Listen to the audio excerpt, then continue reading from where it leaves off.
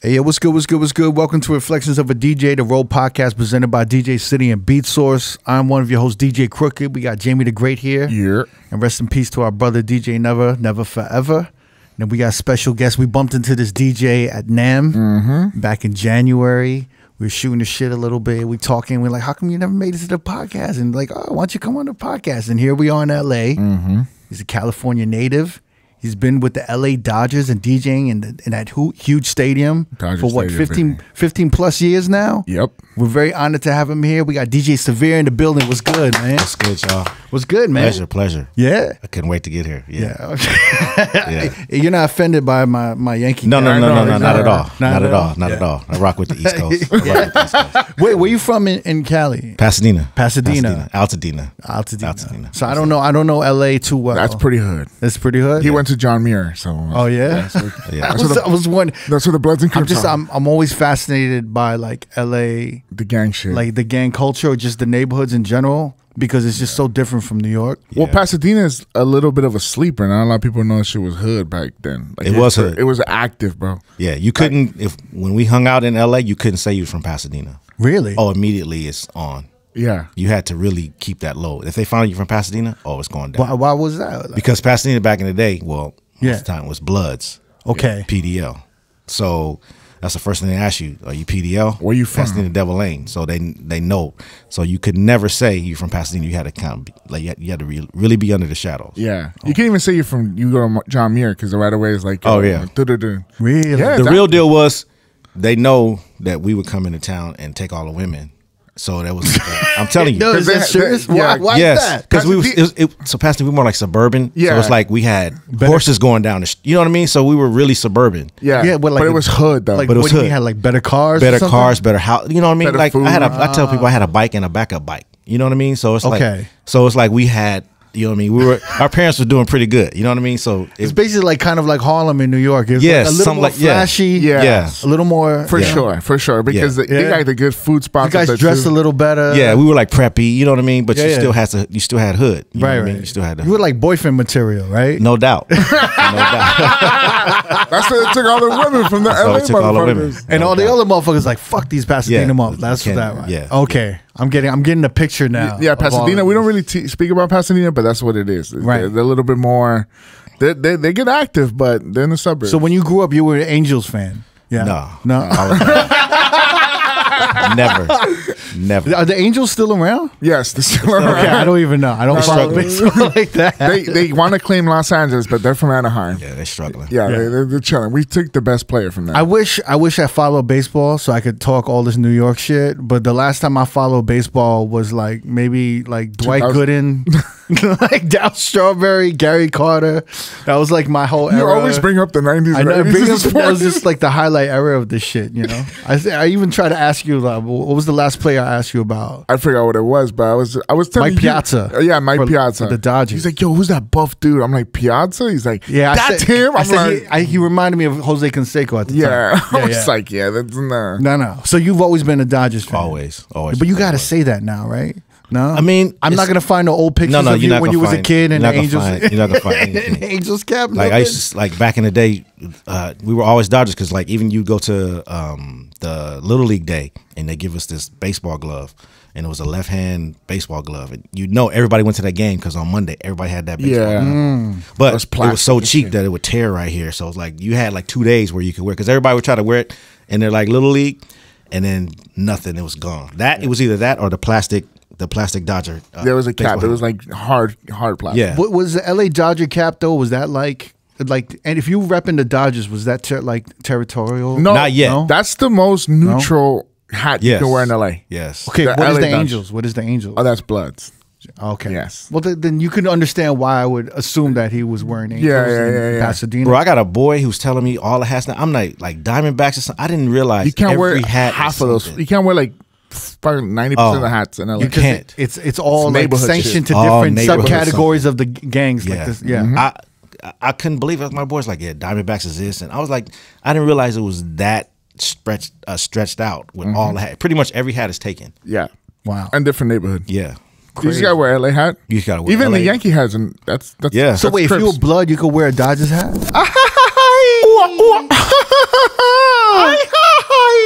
Yeah. Yes. Welcome. Bienvenidos. You do English, I do Spanish. You're going to translate. I got you. Okay.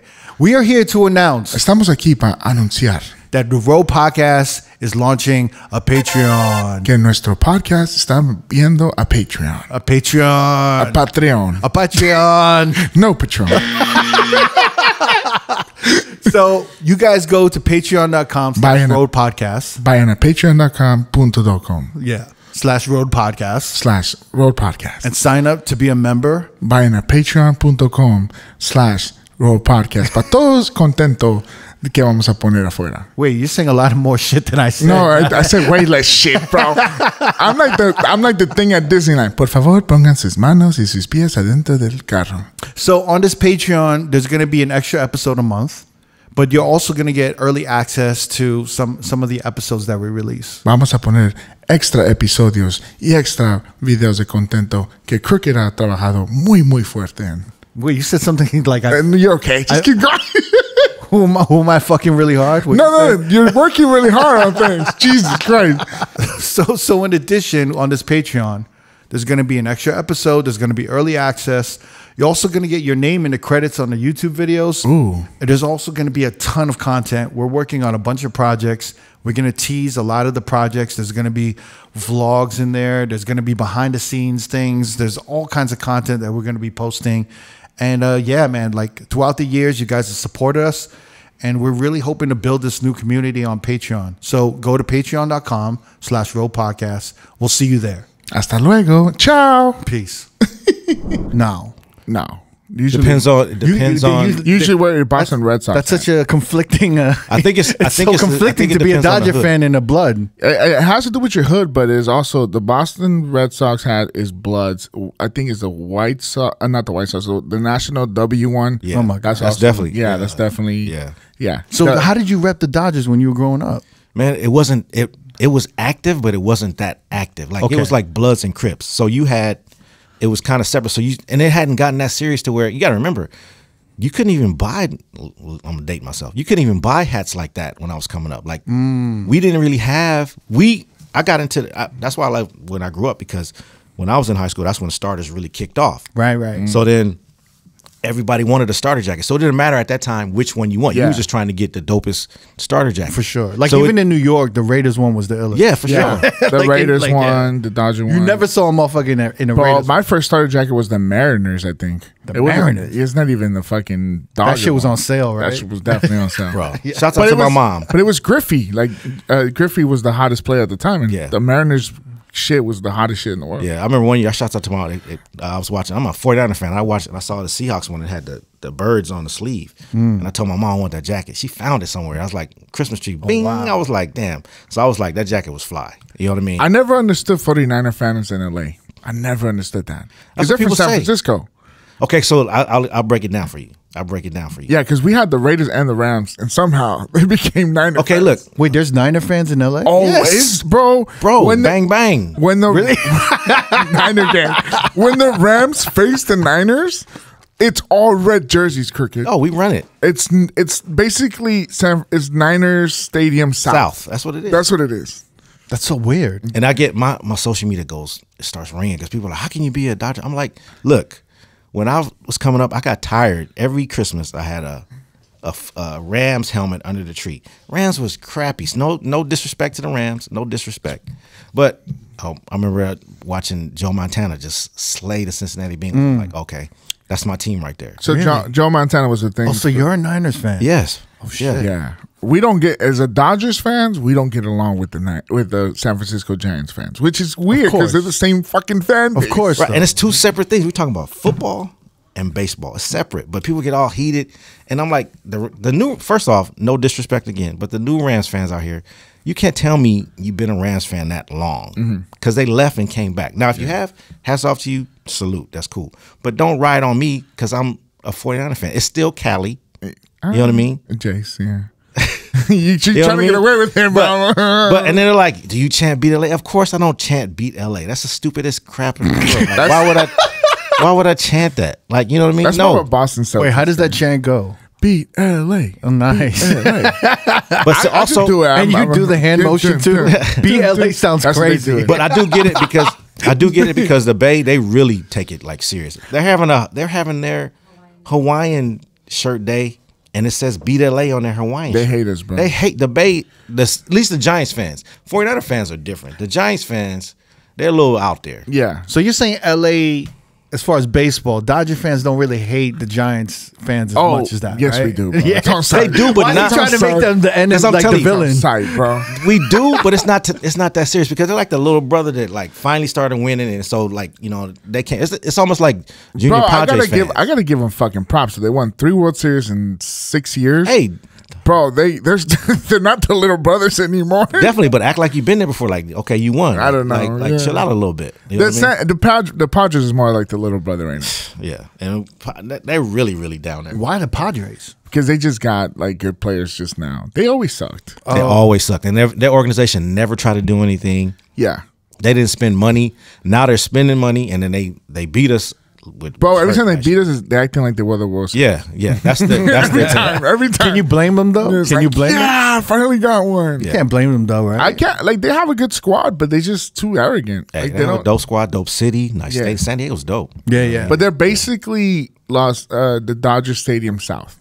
So the way we're Same thing, the yeah. same thing Take it LA over. is for the Niners. That's Take it what they over. are. I was gonna ask you. You've been with the Dodgers 15 years plus now. Right. Like you can't play any Bay Area shit Oh, there, right? come on! I play everything. Really? Oh yeah. Like tell me when to go is if we steal a base, that's one of my bumps. But if the Dodgers are playing Giants, like I'm still playing it. you're still playing I'm it. still Oh, playing. okay, That's- I give it respect. So here's the He thing. was like, "There's no way I'm you're not mad Here's the petty, thing. bro. I'm like, you deleted all the Drake from your playlist. No, I didn't because I actually didn't. I keep like I'm still rocking it. But see, when I like it because at least what I do, like say the Braves come to town, then I start playing some Outkast. You know what I mean? I try to represent the other teams that come in. Oh, so that have respect. you play for everything? Definitely, I play for everything. So what are you playing for New York? Empire State of Mind? I play. I don't play Empire State of Mind because that's a little far out there. But I'm already Jay-Z's already in my bag anyway. Yeah. And then like what do you mean 50's it's already in my- far out there? It's too much. It's too New Yeah, York. that's their winning song. Like I Okay. can't. Oh, okay. So like our song is the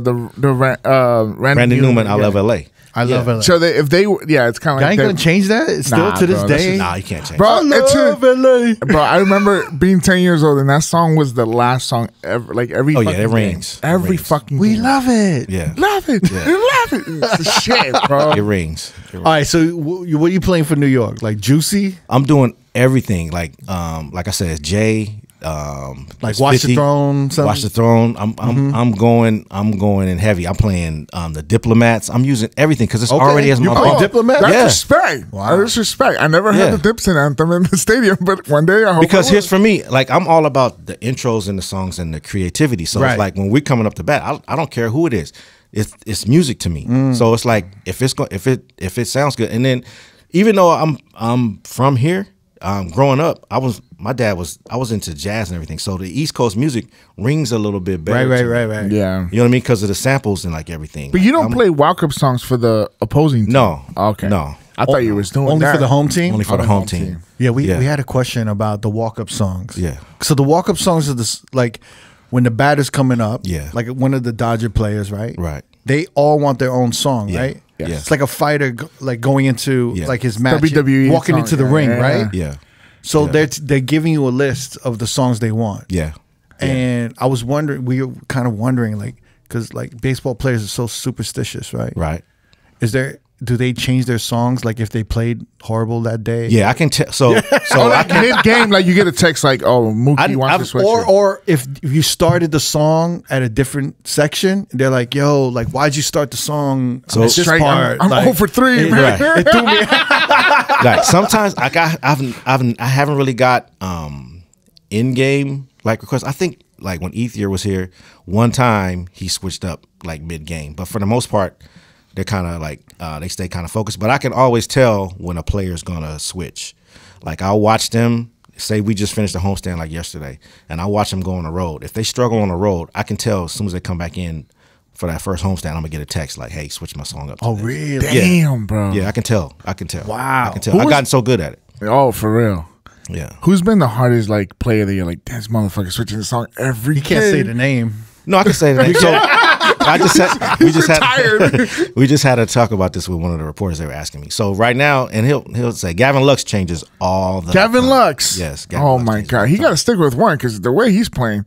Right now he's on. Right now he's ringing with Kendrick. He's got the Kendrick. Oh, Not Like Us. Yeah. So y'all, That's the you second playing better. that? Yeah, I'm playing that. That's Is the second that now a certified LA anthem?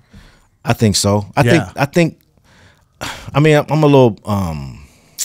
I was judging it hard in the beginning because I'm like, okay, this is like, because to me, the West Coast, we had the best like battle songs because you got to deal with No Vaseline, calling out names because calling out names is my Yeah. all time because Corrupt. That's is true. really You good. guys do have. We have the best. You We guys- have the best. Like, We're very petty, diss my songs. friend. You guys Oh, have Hit 'Em Up. You got Dre Day. Yeah. It goes on. Yeah. Real motherfucking G's. Easy. Yeah. You have some good ones. Yeah. You guys got. I had a problem with Hit 'Em Up though because I was at Hit 'Em Up, and even with me and my You boy can't was play that battling. shit at a game, right? Nah, I can't play it.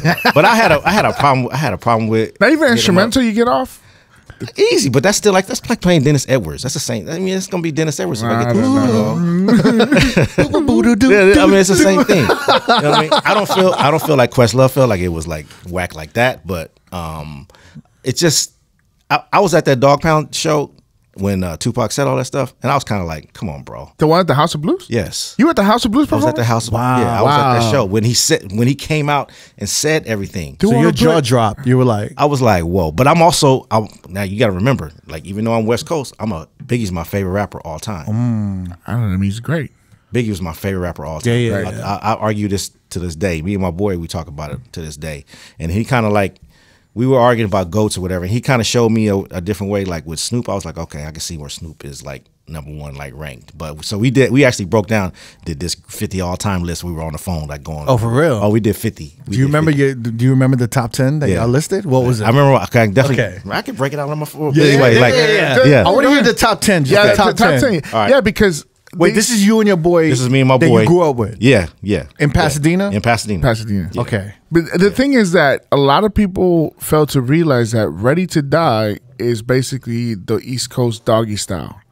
So For sure. Is it? Yeah. Oh, I never heard that. Yeah. In the intro of Ready to Die, doggy style is like That's right. Yeah, he plays doggy style. Yeah. So I'm saying, like, I don't see that far comparison of Snoop and. Well, I and Biggie. mean, he does say multiple times that, all those albums, even The Chronic, influenced him to create this like storyline narrative yeah. for the Ready to Die. Yeah. Right. My boy, the way my boy got me on Snoop, that he said Snoop was #1, he was like, look, Snoop's first album was cover to cover, and he's had this longevity. And he wasn't even the first person to rap on his first record. It was Lady of Rage. And I was like, wow, I forgot about that. He didn't even come out first on his debut album. But he's just talking about the longevity and then the different things. So he broke it down for me. Snoop may be the most So noticeable. Snoop is #1 for you. No. Okay. For him. For him. #1 for me was Andre 3000. I had to go. Oh, okay. Are you going MC wise or artist wise? What is? I'm going MC wise for Andre. Anytime Andre, I'm like ear to the street. Like anything he kicks out, anything he jumps on, I'm ear to the street. You know what I mean? Do you remember that song he did with Sleepy Brown? Yes, I do. Oh, Yeah. I can't wait.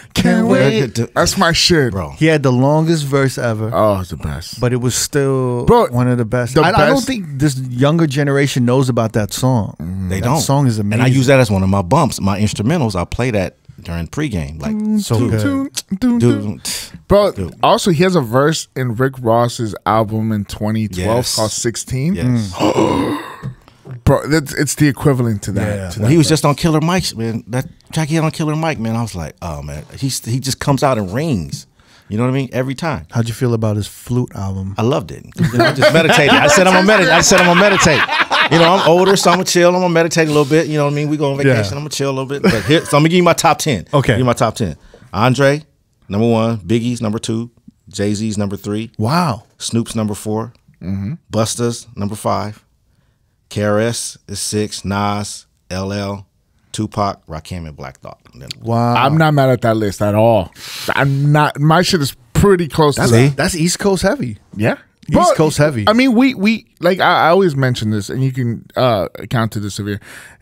from 2000 to 2005, we didn't have anything. We didn't have anything. We didn't. We had the Murs and we had the blues and we had the Dilated People, Jurassic 5. But mainstream, we didn't have any. That's why Dipset was such a big thing to us, because they were the biggest thing at the time. Yeah. G-Unit, same shit. Same shit. It's interesting though, like when I think about before the East Coast West Coast beef, Yeah. I feel like the temperament in hip hop was very inclusive. Maybe a little bit more. Yeah. But I could be wrong. But I think I mean, we just had Clark Kent, and he said that he was bumping NWA out there. yeah, Right. like I remember Deep Cover when that came out. Right. We fucking loved that shit. Like even when Ice-T Colors came out, we were like, yo, this shit is crazy. Colors. When the movie and everything, Yeah, for we were sure. like even, you know, button our Button up the shit top. We were like, I remember we were so young, but we were like, yo, what's up, Holmes? We were like doing that whole shit. Rocket, yeah. Yeah. I get it. But that's the thing that I never understood after the beef. Like, it was very segregated. No, but like I was shocked to even see the Source Awards when Snoop was going like, y'all ain't got no love for Death Row. Right. I was like, wait, what's going on? I thought everyone got along, you know? So when you were at that show where Tupac performed, where you're like, oh shit, like it kind of, you're like, I didn't know hip hop was like, it created like an ugliness to hip hop. Well, right? it just to me, I was just like, I was looking at it, and I'm like, I was a Tupac fan, but I was just like, why would you like? And just to see, it was kind of like, because you know we had no social media at the time, so it was like, just to see him say that, and the crowd just like go nuts, and there's no TMZ. It was kind of a early TMZ-esque moment. Like, why would you come on first off and say that?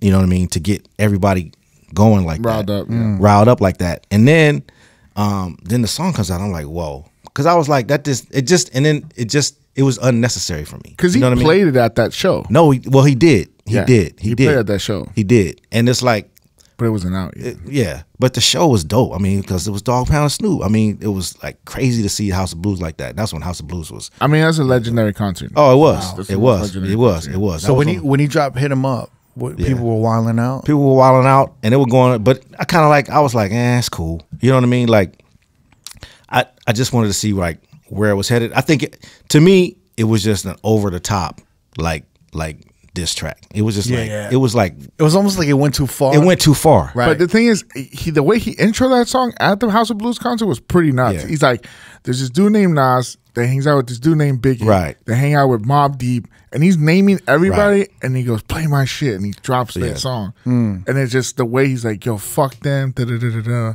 They don't want to play my shit, but they want to play Fat Boy shit.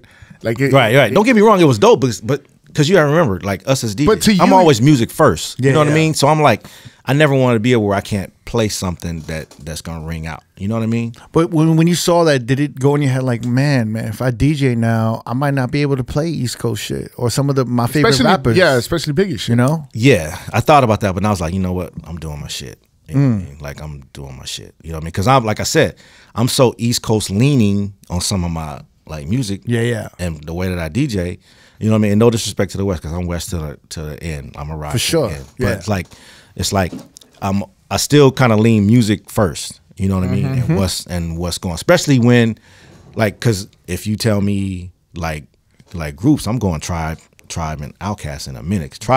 Once Tribe came on, man, you can tell me like even when I took my first trip to New York, like everything in New York, I'm calling out everything. Like, I want to go to Albee Square Mall. I'm recalling all the hip hop I grew up with. So I'm just hopping on the subway, like, man, looking for going to all these spots just to see them. You know, I want to see the Biggie mural. You know what I mean? Or like the old school shops at the end of the Source where you go to buy. You know what I mean? Where you went back to buy equipment. You bought shit. Yeah. Oh yeah, definitely. Yeah, I went to Pan Pan before it burned down just to go to Pan Pan. You know what I mean? I'm like, dude, I took the Uber from his house to the airport last time I was in New York, and he went up the 127 Lennox. I'm like, yo, Dipset this is rapped about different. this Exactly. shit. Yeah, to us, it's crazy. Exactly. Yeah. To you, it's like, yeah, to you, it's like every day, but man, it's funny because we were driving over here this morning. I'm like, yo, you see that corner? He's like, yeah. I'm like, that's where they shot Biggie. And he's like, what the fuck? Right. And he was like taken back. I'm like, yeah, this shit's around like that. Yeah. Every time I post like a birthday for like Biggie, people go, man, I was supposed to go to that show and I didn't for blah, blah, blah, blah, blah. I don't even know why I wasn't even there that night. Like, I'm normally like, I couldn't tell you why I wasn't there. You know what I mean? At the Vibe after party? Yeah, Oh. yeah. So basically, almost like Hit 'Em Up when you heard Not Like Us, you needed to like kind of process it a little bit. Yeah, because I was like, okay, because it sounded like maybe it was a little too far. Yeah, right. yeah. It was a little too far. Yeah. Yeah. And also from another point of view, it's like, okay, everybody's texting me, when you gonna play it? When you gonna play it? So I'm like, now I'm trying to watch the beef grow. You gotta remember, I'm still in baseball. This is American Pie. So it's like, okay, I have to think about like stuff before I yeah, for play. sure. You know what I mean? I can't just let it ring out without One really. thing about it, Crooked, when you go to the stadium, he's playing the hottest shit. So you wanna hear the Not Like Us.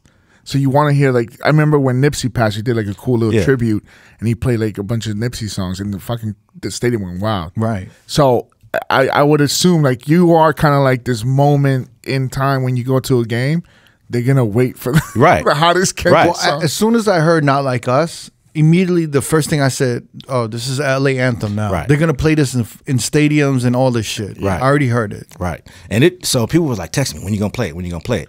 And I was like, the first day I got it was Cinco de Mayo. So I was like, I got a different playlist like for today. Yeah. Not the spot. Yeah, you guys are giving out Mexican jerseys and just stuff. not the spot. So you were playing the BBL Drizzy, Yeah, I was the doing it. merengue. BBL. I was doing it. So and then I knew for a fact Gavin Lux was gonna pick it for it. I just knew Gavin was gonna hit me and be like, I want that for my walk-up song. So I was like, I gave it that day. Sure enough, next morning, Gavin, like, I want this from. I'm like, okay, Jesus, cool. bro. Green light, go. I'm like, green light, go. Now, there's no controversy for me because it's his walk-up song. Right. He picked it at the right spot. I only have the first little like 30 seconds because we got to cut them off at a certain time. He picked the right spot, just enough for it to ring out. And the funny thing is, so you got to make an edit for these guys sometimes. I got to make an edit for these guys sometimes. And it's like, so I have to go in, just see how controversial it is, and then kind of like see if I can edit it out. Normally I can. It's usually not a problem, but it's just like picking a spot. Sometimes picking a spot, and also trying to hear how they hear it in their head, because they can be riding in the car, and then them timing it out is different from me timing it out. For sure. So I'm trying to tell them. Sometimes I want to tell them, you need to bump it up like a little bit more, or sometimes I'll just see how it goes, and I might bump it on my own, and just to see if they say anything. But for the most part, they picture themselves. They don't even know like all the different scenarios, because I used to tell them, it has to still fit every scenario. Yeah. Because if the person in front of you strikes out, I can't come in with your song. There was one time when Jock was here, and Jock had "We Will Rock You," and I wanted to tell him, Jock, what if we get blasted like 9-0? Yeah. The batter in front of you just struck out real badly, and I come in with dun dun we like that doesn't even fit. You're getting rocked. We're getting rocked. Everybody's looking at us like that don't fit. So it's like sometimes they pick them, but you have to make it fit the scenario. So even if a batter in front of them strikes out, I kind of give it like a little bit of air to breathe. I come in like with the track, because it's a timing thing. So, but to them, they're picturing everything going good. You know what I mean? It's a scenario Stadium's for me. going wild. Stadium's going wild. This is me. I'm coming up and I'm about to like do so. And then they picture themselves long walk in. But like a lot of them, they don't realize they get in the zone different on the scenario. So they might sometimes not even be focused on the music on the song, because the scenario has built itself up. So I still have to kind of like, I'm watching and I'm timing, and then I have to base it off of like what happened before, how it's set up, and then like kind of like what we're gonna do. So at this point, you're reading the players and the crowd to play the right songs, instead of a club. Yeah. That's complicated. Yeah. And I know every batter's rhythm. Like I know every batter to a T. Like when they're ready to bat. Yeah. When they're ready to step in the box. Like how many practice swings they take. I could tell when he's gonna step out, when he's gonna step back in. That's crazy. Yeah, bro. it's a timing thing, but you develop it over the time. Yeah, because some of them stop before the mound, Right, some of them they stop writing shit with the bat on the floor. It's crazy. I know how fast you walk to the batter's box. I know what side. I know every different scenario. So Not Like Us is in rotation now. It is. Now I gotta get. So what part are you playing? Another thing. I was gonna say, what part did Gavin Lux choose? Dun dun dun. The first part. Dun dun dun. Oh. They not like they us. not like us. They just not the like us. hook. They like just the hook. Because Just you the ain't, hook. you ain't having none of the. Certified. Yeah. You're not getting into none of the Chill, none of the like stuff. she would just had an off year. Right. Gonna relax. Right. And what happened was DJ Fuse was there in center field. Like, Shouts to DJ Fuse. yes, yeah, shouts out Fuse. And then he played that same part before the game even started. So then everybody started posting. Oh, DJ Fuse was DJing the pregame. The pregame in the center field, like, because we have DJs in Center Field Plaza that we like show. So he did the same thing. It came on quick because he played it. I was like, oh, let me see how far he goes with it. He did the same part and then like cut out. He didn't go like too far.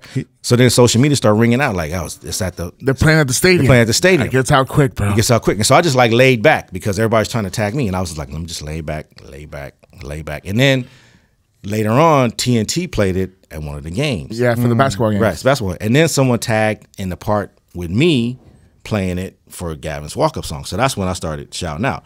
And then later on, people was like arguing, that was Fuse. I was like, yeah, Fuse played it like first. You know what I mean? And then I played it as Gavin's like walk-up song because it was going crazy. It was going crazy. Everybody had pressure on it. Like, man, play it. Yeah, Like, yeah. I didn't realize that. I don't know if people was hungry for a beef, like, or whatever, but or they just kind of like jumped on it. I mean, when Nipsey passed, I remember. God damn it, what's his name? He's in the Yankees now. Verdugo decided to have Last Time That I Checked by Nipsey Hussle's walk-up song. And then I think that was a moment too that everybody was waiting for you to do that Nipsey kind of thing at the stadium. Yeah. But that was another thing too. It's like when it happened, like when Nipsey passed, like all these just Nipsey fans just came out of the woodworks, and I was like, okay, this is cool. It was also like so tragic. It definitely was tragic. Even as like a New Yorker, I'm like, you know, it definitely was tragic. Like even I was putting together like. But the thing is also like he had a full mixtape run before that that first album that he had. I mean, his last album that he had. That a lot of people didn't support that mixtape run the way they did. But then the album only had come out a year prior to his passing. So it's like they never really got the full rollout of that album. I ain't gonna lie, like even I was very late to like Nipsey Hussle. Right. And I didn't really fully appreciate like him or his music till he passed. Right. And then you kind of see like, wow, he's part of the community. He was so smart. He was doing so much. He was doing so much, and then his music was like so different. Yeah. And it was just one of those things that you're just like, oh man, like what a shame. Another person like that would be like Mac Miller. Yeah, for sure. Same way. I just never appreciated Mac Miller like that until they passed. And that's the same thing. But as music has, we was on it. I was on Nip. Yeah. I was on Mac Miller. I was banging Mac Miller. You know what I mean? Like from jump, like because his beats and his music was so dope. You know what I mean? But that's another thing too. It's like even you mentioned like Verdugo, you get a Latin player or a young player that comes in and they pick a certain Latin song, and I try to tell them. Like when Adrian Gonzalez was here and he had Mariachi Loco. Yeah. Okay. I was like, you know, you can never get rid of that song. Yeah, because that's a staple. Because I mean, there's times when he tried to get rid of it, and people don't know he really didn't like it. But you know what I mean. That's why down the line he had a second song. Yeah, he picked up a second song. And when I was playing the second song, people were calling in from security. They want to know why you didn't play Mariachi Loco like for it. So I had to explain to him that he has a second song. That's such a staple song in the Mexican. Yeah, you can't. But I try to tell players. Look, if you're a younger player and you pick a Latin staple, you're stuck with that song. Yeah. Especially here, you cannot change, slump or no slump. You're stuck know who with that hasn't song. changed? That's like Vanilla Ice not wanting to perform Ice Ice Baby. Right, yeah. exactly. That's your song. That's your staple. That's your song. That's your song. Which is funny. You bring up. I saw Vanilla Ice perform last year at the fair. Really? Yeah, and he did some other songs. Then he did Ice Ice Baby, and you thinking, okay, we're out of here. It shows up. He did like a whole other like genre of songs. He started singing other people's songs. I was like, y'all gonna forget this. It was like, but I was just thinking, Ice Ice Baby, Good Night. Like, there's no encore. There's no. He did the Ninja Turtle song and shit. He did the Ninja Turtle song. Go Ninja, go Ninja. Go. You don't even know that. And I had forgot about that. I had forgot about the Ninja Turtle. I'm like, okay, I forgot he got some song. Yeah, but I was just like, I'm thinking Ice Ice Baby Wait, concert what does he song. have? He has Play That Funky Music, White Boy. He has Vanilla Ice. He has the Ninja Turtle song. Turtle song. I think that I don't know about That should be it. That should be it, babe. It'd be dope if he was doing some Hammer song. Yeah. But he started doing reggae. I think he did like a Bob Marley song. I was like, what the hell? No woman, no cry. He didn't want to get off stage. Like, he didn't want to get off stage. stage. He has all these crazy props. He had like a dude in a bear. It was like a dude in a bear suit. It was like he went for it. You know what I mean? Was the crowd feeling it though? It was a little long. It was a little long at that point. People were like, up. plus we at the county fair. People want to go get on a rise at the first. You know what I mean? Like, come on, Ice. The fried Oreos, yeah. Yeah, they were like, but I mean, hey, Ice, Ice baby. That's what you're known for. Yeah, was he dancing and shit too? Yes. Yeah. Did he have the full jogger long pants and shit too? Of course not. I'm trying to think. It was around one of the patriotic holidays last year, so it was very patriotic.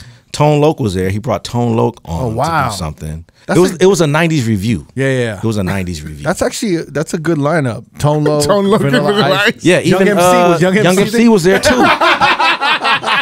Young MC was there too, and I think it was like Shy. Damn. Yeah, but it was Shy. Yeah. Wow. Yeah. Yeah, That's a crazy people was time. definitely going back. People was definitely going back with that. You know what I mean? The young people there were just like, "What the? Is this?" They were like, "I want to go ride the rides. I don't want." You know what I mean? But it worked out. But I just don't understand why. After Ice Baby, he had another whole like set after that. It's funny because I think Freeman has a Latin song, and he's not changed it for the last like 2 seasons. He has that. His son picks his. Oh, okay, but it's a Latin song. It's the Baila Camilo. Yeah, Baila Conmigo. And then Oh yeah, that's his song. I'm like, yeah, and then now he has another Bad Bunny song. You got that's so much music in my, I can't think of it. And then another back to the Kendrick. Before even Not Like Us came out, Austin Barnes has the other song with the Rodney O and Joe Cooley beat like that. Yeah, so he had that as his walk up early on, but because Austin only plays like every 4th or 5th game, it didn't ring out like the others. No one like really recognized it. You know what I mean? And so then with a song like that, then the old heads in there think it's Rodney O and Joe Cooley, and then like because they look at me like I thought that was Rodney. You know, so it's like it's different. You know what I mean? But Austin is one who's on top of it too.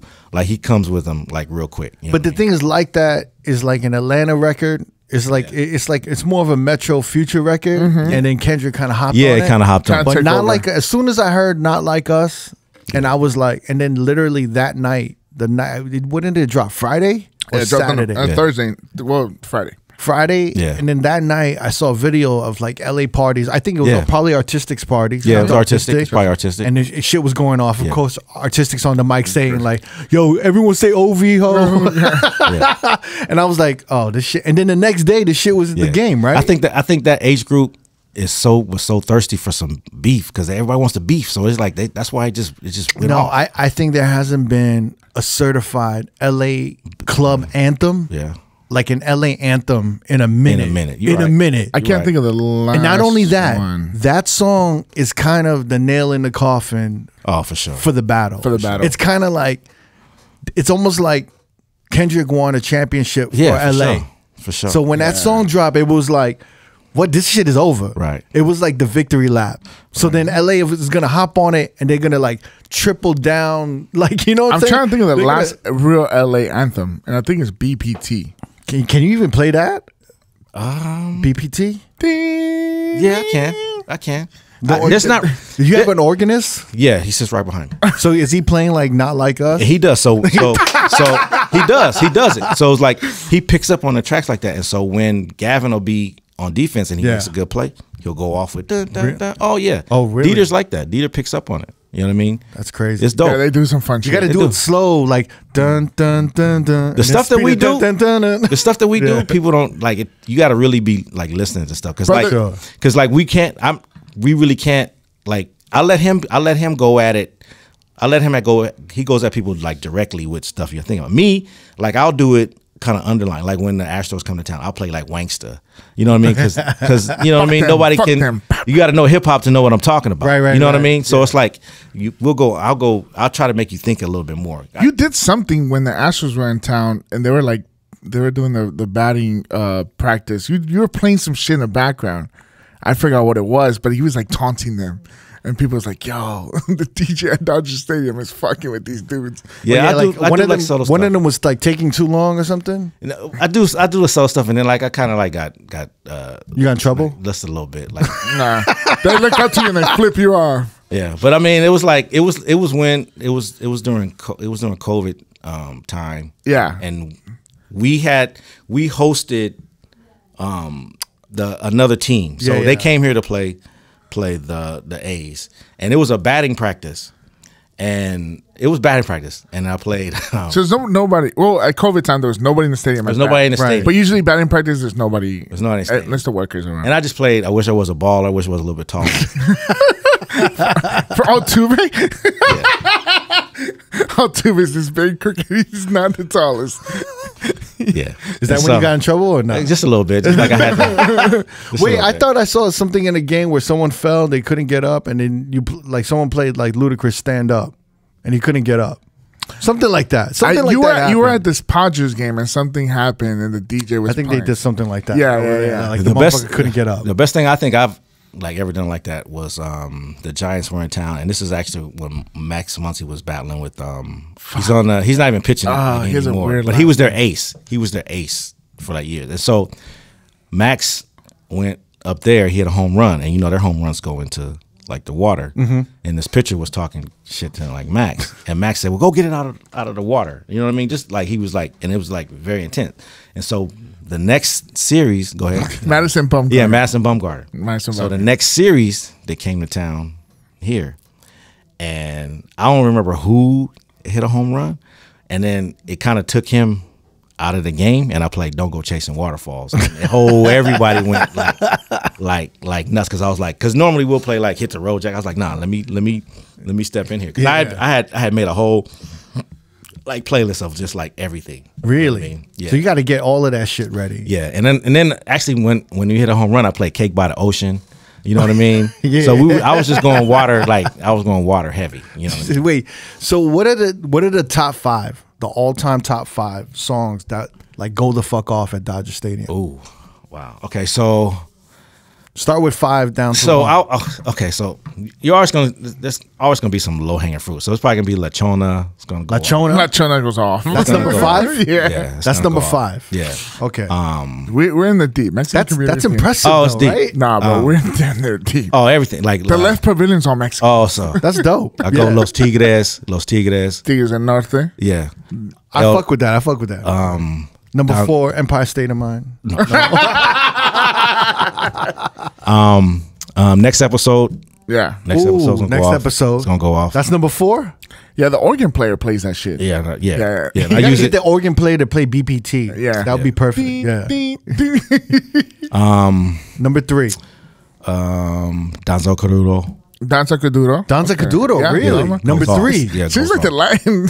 Oh, the Latin. dominating. If you want to get, that's the thing. Like even if we getting like beat down like that, it still goes. Yeah. I mean, Danza Kuduro still goes off for me. The main Club. thing, one of the main things that I love that I think really goes off, and this is so after the 7th inning stretch, when Dieter finishes, take me out to the ball game. Right when DMX passed, I played the anthem. Yeah. Rough Riders anthem, and it rings, and it's like the stadium just goes like nuts. It with does. Or if we're down, then I'll go with Kendrick. All right? Yeah, we're gonna be all right. All And right. that rings too. All right, so wait. Let's get this. Number 5. Number 5 is La Chona. Yes. Yes. Number 4 is next episode. Yeah. Number 3 is Danza Kuduro. Yeah. Number 2 is Number 2 is a almost tie between tie- All yeah, Right and Rough Riders Rough Anthem. Riders Anthem. Wow. Damn, I'm waiting for number 1. Kind of anxious. I think number 1 is going to be Not Like Us, no? I think That's the not in jury's. the top I think the 5? jury's still out. I think Really? we have to see because okay, so you're gonna have to really say. I Love LA is still like the top song. Well, that's but that's the ending song. Yeah, but I that's the mean, ending song. so what about but California Love? Because I hear that a lot. definitely, but it used to be Kenley Jansen's walk up song. Yeah, it was. Yeah. Wait, yeah, that's right. was- I would think California Love would be the number 1. No, he has this thing where he does like the pump up, like the crowd pump up. Yeah. In this sandstorm, and it goes the fuck off in there. So he has that one too. But that again, that's kind of like a thing he does. So you're saying I Love LA, Randy Newman is #1. It has to be. But that's only because it's the closer But Not song. Like Us is in contention. Yeah, it's in contention. But we still have to see, because here's the thing now. I have to figure out if Gavin never doesn't have it as a walk-up song, I have to figure out where it fits. Where it fits now. Because it's just like Kenley's been gone for 3 seasons. Yeah. And he was our closer. So it's like I'm still letting California Love like breathe a little bit. You know what I mean? Like I don't play it because it's like it has to. I would think it goes off in there. What about Steel Dre? No. Ding, ding, oh yeah, definitely. That's our intro song. The intro okay. to when we announce the players. But it's still not top 5. Still not top 5. Because I feel like this. Anything West Coast is automatically gonna ring out. Right. So it's kind of hard to anything off that Chronic album is kind of hard to say. So I try to find different ways to slide in other West Coast stuff, like in my bumps, like just all the West Coast like bangers. If you notice when we hit a double, which is usually when I kick in, that's when I use my bumps like that to kind of like yeah. So what do you do? Like, what are the signature things where like if someone gets a single, what are you playing? The double, what are you playing? So a single, Dieter does something on the organ because I'm still getting ready for the next batter to come up. Okay. If it's a double or a triple, then I'll do a bump. But sometimes if the batters that's coming up, if his song is good enough to carry it, and I want to accent like Freddie. If Freddie comes up with By Camingo, then I might just go with that because that's going to pump up the people. Plus, people start like knowing because with Freddie they start clapping, so that gets like the energy going. So it's like an energy thing that you kind of like want to like fill out. And then too, if they do a mound visit, and then I'd use like a noise prompt song.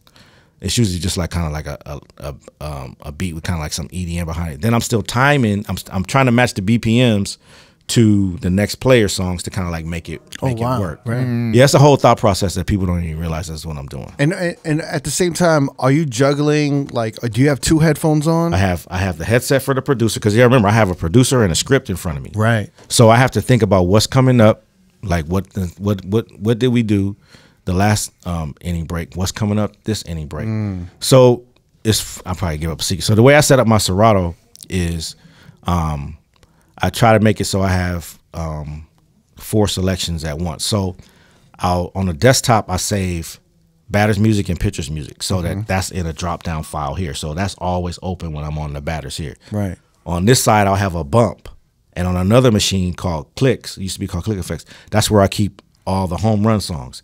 So I'm thinking like 4 different ways each time. So the batters music is always here where I can, in alphabetical order, where I can go to it and load it real quick. There's a bump here, and then there's the home run music down here. Because you don't even have time to switch crates. No. You have to. You need everything at arm's reach to hit instantly. Yeah, and so usually what I'll do is like this, especially this year, I'll go in beforehand, and I'll get an idea of every song I want to try to use that night. So I'll date it, and I'll leave that in the very, very bottom crate on the left of the Serato. But the batters music here in the middle, so I can always see that. Batters and pitchers music here, and then my bumps is right above like that crate right there, so I can switch to them like real quick. Wow. And then the home run music is there too. But also you have to realize I'm following this script, so I just have to be thinking ahead of the songs. And I do have a rhythm to what I do, so I'm also trying to not pump up the other defensive team when they're coming when they come up to bat. So if people notice, like it's usually more hype when we're going up to bat. And it still depends on if we run a video spot because I'm watching the clock. So by 30 seconds, I have to be to the batter's music. And so I'm watching them to see if he's ready to go. I'm watching like the play because if say the catcher's not out there. I'm watching all these different things to see if I have enough more time. Right. That's going to play into the song I pick. Usually, so if there's a rhythm if people come to the stadium, there's a rhythm. So usually after the first inning, I usually play like a funk song, something deep, like a rigor mortis from like Cameo. That's why I try to take people back to give them something like from the old school. It'd be an 80s pop or it'd be like an 80s funk or something like that to kind of accentuate that side. Just still keeps the energy going. Then we flip back around depending on, I look at every scenario. Like I said, if Mookie's coming up with hip hop, okay, then I can kind of go EDM or I might go like hip hop.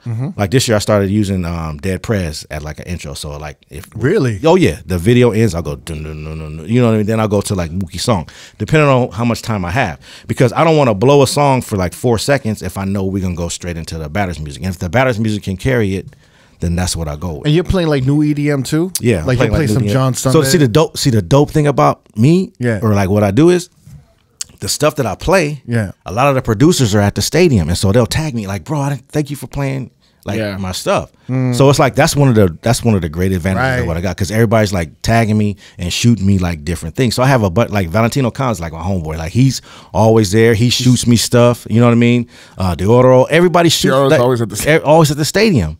You know what I mean? It's fun.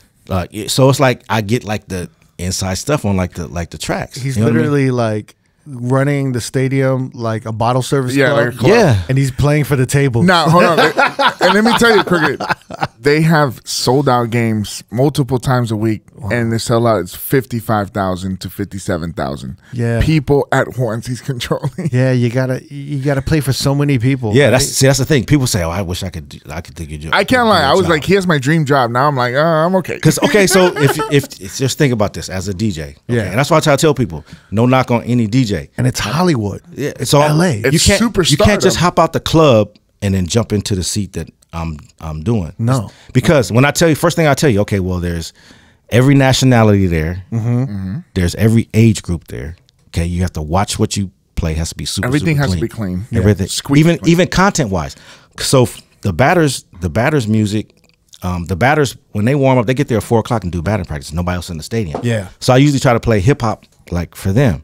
But trying to find everything in this day and age, hip hop, that I can actually play at the stadium before someone says, hey, that lyric is like, because everybody's talking about like the wrong shit. So I can't really. Even the R&B songs. Yes. Yeah. So I have to come up, and then so I have to come up with a place, because I tell people all the time, like I never mix.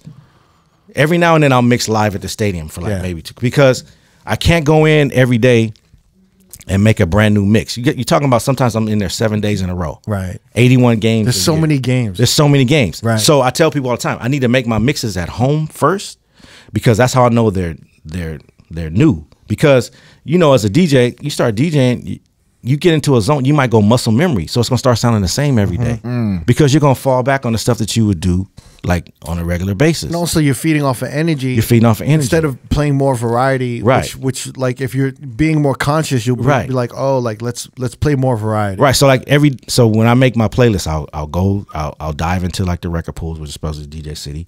I'll dive in, I'll make a playlist, and I'll set it up BPM wise. So I'll climb my BPM up from 88 to like 132. Yeah. So by the time the batters are done, we're at high energy, like for the stadium, but it includes everything: country, Latin, you know, everything in it, just to kind of like fill everything out. And you got to remember, there's people, even the workers, they've been there 10 days in a row sometimes. So it's like I got to kind of try to mix it up. Got to mix it up. And my secret is, or not my secret, but my recipe is, I'll never put an old school song into one of my pregame mixes, because as soon as I put an old school song in there, now that mix is dated, I'll make them old school centric. Like if I want to make a disco one, then I'll just make a disco one, and I'll play that every now and then. If I want to make a freestyle one, I'll play that every now and then and mix it up. On Sundays, I do like a Sundays vibe where I'll do like a yacht rock, or I'll do like funk, you know what I mean, to give it a different feel on Sundays, you know what I mean, because it's a day game, it's a morning, you can't just come out EDM banging the people in the, like, hot morning as fuck usually. Yeah, so it's like, you know, I try to like give you like a different vibe.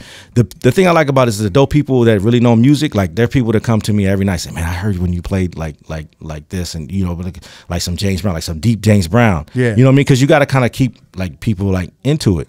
It's the dopest thing, but it's like it's a lot of work to try to like. I'm having like not writer's block right now, but you know, I need enough good music with the content to make my playlist. Yeah, and there's not a lot of new music that you can play, right? No, and that's the thing. They were talking to me like, yes, some of your stuff's not during COVID.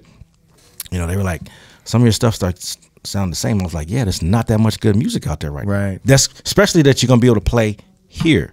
You know what I mean? Like they're always saying, well, give me something, because we got kids in the stands, which we do a great job of everything. The producer's great, director's great, but it's just like it's a struggle sometimes, you know what I mean? But every now and then I'll hit a good rhythm, you know what I mean? Because you know it's the first part, so it's not that good music. But like right about now, some stuff's gonna start coming out. Yeah, and so it'll get a little bit easier. But it's like I'm always trying to like stay on a cutting edge of like trying to figure it out. You know what I mean? And I tell people all the time, it's like the main thing, and certain things don't play good in that stadium. We got the loudest sound system, but old school music, like rock, doesn't really do good. I need somebody to do an edit, like the Z Trip stuff that he puts the bottom on it. Then now I can play it. Right. Like Beatles won't ring out in it because there's no it won't support the system. You know what I mean? So you have to be able. So I like to tell people all the time. It's like my scenario is like I like to stay in the house, like disco house groove, because it's still got the same boom boom boom, and everybody can relate to that beat. And I always tell people I'm really background to your head because you're doing so many other things. You're drinking, you're talking to people. I just want you to tap your foot. If everybody taps their foot. Do you do sound check sometimes? Yeah, like you'll go out in the stands and listen to if usually. So usually what I do is when we get to playoffs and we have a batter's practice. Yeah. I'll play like my mixes and then I'll walk around the whole stadium. And wow, that's a long ass walk. Yeah. Or like if I go out to center field to say what's up to one of the DJs, it's still because it's playing in the bathrooms, it's playing all over the place. Yeah. So I kind of like listen to it, and I kind of like to watch the people and see like who's like shaking it. One of the dopest things about it is like leaving at the stadium at night and hear people that don't know I'm the DJ and they're still like dancing or they're talking about the music. That's really dope for me. That's one of the main things about I like about it. I mean, looking at it now, there's not much music out there for you to play. So like when a song like $1 Million Baby comes out, you're like, I could put that in rotation. Easy. Right. Or like, Morgan Wallen. Okay, everyone's getting tired of the same Morgan. Yeah. Oh, now we got that Tipsy song, right? So we could do this country in, but other than that, there's really not that much. Yeah. But also the beauty in it's like, okay, I get to bring in the 90s hip hop as my bumps because like that's like my favorite stuff. And a lot of people think, I walk in and people say, I got this song for you to play today. I'm like, thanks, but I need 80. You know what I mean? I need 80 tracks today. Like one, you're not doing one. You're not helping me. Helping me out. And then two, if you just hopped out your car because you were dancing to, you think that works. That's not a DJ. You know what I mean? People think that we're playing everything that we like. Right. I'm telling them like, man, if I was playing what I like, it would be nothing but Tribe Called Quest, Foreign Exchange, Little Brother. You know what I mean? Slum Village. That's what you would hear all the time. I'm not playing what I want to. But the beauty in two is like. When I can kick off a Far Side or I can kick off a Slum Village, you know what I mean? And people like, or Bonita Applebum, you know what I mean? People like, they because I'm telling you, I'm playing everything. Yeah. I'm playing everything. I'm not like opposed to playing anything, especially because it's about like the energy and waking somebody. Yeah, you're like a real conscious rap, backpack like head, right? Yeah. That's crazy. Yeah. Wait, so I want to talk about this. So you've been doing this for 15 years. Yeah. Obviously, you are definitely a master of your craft. How different are you now from when you were the first year? And how did you get this job? Oh, okay. That's a dope story. You gotta love baseball, right? I do love watching baseball. This shit. I love watching this. To me, playoff baseball is the best playoffs of any team. Because here's the thing. So you gotta imagine like this. There's football, there's NBA, it's constant action. Okay, baseball when you get to the playoffs, it's a different energy. So it's like. It's like it can be the tenseness. It can be like a sense, a very crucial moment, and someone get a hit and that back crack, and then the way the crowd just goes nuts. Like there's nothing like that. It's chilling. Oh, it's nothing moment, bro. It's nothing like that. It's nothing like that. That yell in baseball. Nothing like that. That's why I don't know that feeling. It's dope. It's a roar. It's dope. It's dope. It goes from nothing to and the whole stadium, and then we're like, it's jumping. Only that one bat sound that goes. Yeah, you hear that clack. Yeah. It just goes crazy. Goes nuts. Especially if and I'm not even talking about a home run. Home run works too, but if it's like a triple and it goes and everybody can't grab the ball. And they can't grab the ball and everybody's like already cheering because if it's a home run, you have to wait for it to realize it's a home run before you cheer. But if it's a base hit at the right time and you had the bases were like filled, my God, everybody just watching everybody go around. And the thing of it is, I have to wait until they cross home plate and they're done. Then the music like goes up, but I need that other energy, and then I come with something after that, and it just goes. Yeah, it's a roaring feeling, man. Oh, it's the best. That's why I still watch, even if we get eliminated, I still watch like playoff baseball. You love it? Because I love it. Yeah, I love it. It's one of the best. Because I'm thinking initially, if someone's like offering me a job, or I think of the opportunity, I'd be like, no, I'm good, because I wouldn't like to really be like a DJ for a baseball game, sports franchise or a team. You got to be able to watch every game and just love it. Every second, every minute, study everything that's going on and add the music and the soundtrack for all of it. But the different thing with me is I'm really not like a lot of the things that happened in the game last night. I couldn't even tell you because I'm focused on the batter, the pitcher, the time clock. So it's like the nuances of it and like the whole game. I don't really get into until we get the playoffs. That's when I get into the pitching clock kind of threw you off a little bit? No, I was already doing that. Okay. I was already because they just introduced that a season ago. What is it? They limited the time for the pitchers. Yeah, so I have to be out of. So after every batter, a clock starts at 30 seconds, and music has to be out at 12. And the pitcher has to be in his pitching motion, I think, by either 2 or 3. Interesting. No, yeah, there's a new. I think they're just trying to move the game quicker, but I don't like it. No, I like it. I actually like it. I don't like it. I'm just no one has the attention span nowadays. It's like they wanted to bring it in for like the younger crowd because it needed to move, and it needed to move. Now the main thing that it really stopped was the pitcher stepping off the mound. That was taking a lot of time. Okay, that's the main thing that it stopped because it didn't really change. Like the batters, and most of the players, like they love it. You know what I mean? They don't care. You know what I mean? But I mean, it didn't really. I was already doing that anyway because I was watching for my batter to be ready. So it wasn't like I think a lot of people at the top thought that the music was like I think they had this thing that they thought the batters were hearing their songs and they wanted to step out. Like no, that batter's he's trying to get a hit. He ain't worried about that damn song. You know what I mean? Like Mookie's not like one of my songs that this is a good song, right? right. They didn't think about that. You know what I mean? Yeah. You know what I mean? So wait, how did you get this opportunity? I know. Please, how'd you join the Dodgers? So I'm anxious. Yeah, this is a dope story. So back in 2007, Dodgers were trash. They were not really best. They were the best, and then they picked up Manny Ramirez in a trade. Okay. I have a buddy, one of my lifelong friends from Pasadena. He was in catering. He always worked for restaurants, even when we were in high school. His name is Sean Smith. He got the opportunity to be a caterer at Dodger Stadium in the Dugout Club, which is the very, very bottom, which is where all the prestigious like actors and go. That's where Jamie the Great sits, bro. Yeah, that's where Jamie the Great is. I don't sit nowhere. Is that like that's the front row? Is that like the VIP in the forum where they have the? That's the forum club. That's the forum. That's the okay. So people go there 2 hours for a game and eat real good prime rib. Don't stuff and your boy's catering. My boy's he's a manager down there, so he's running the whole set. Now, every level of Dodger Stadium has a different caterer manager. So there's 9 floors. So there's every level has a different. So my boy had this idea. He was like, man, I want to spice it up. Could you come in and DJ? First off, he got the job. Before he took the job, he said, hey, can I talk to you about this job opportunity I got? And he's like, man, I got this job opportunities with the Dodgers, blah, blah, blah. I was like, you should take that job. So I gave him the advice to take that job in the first place. Right.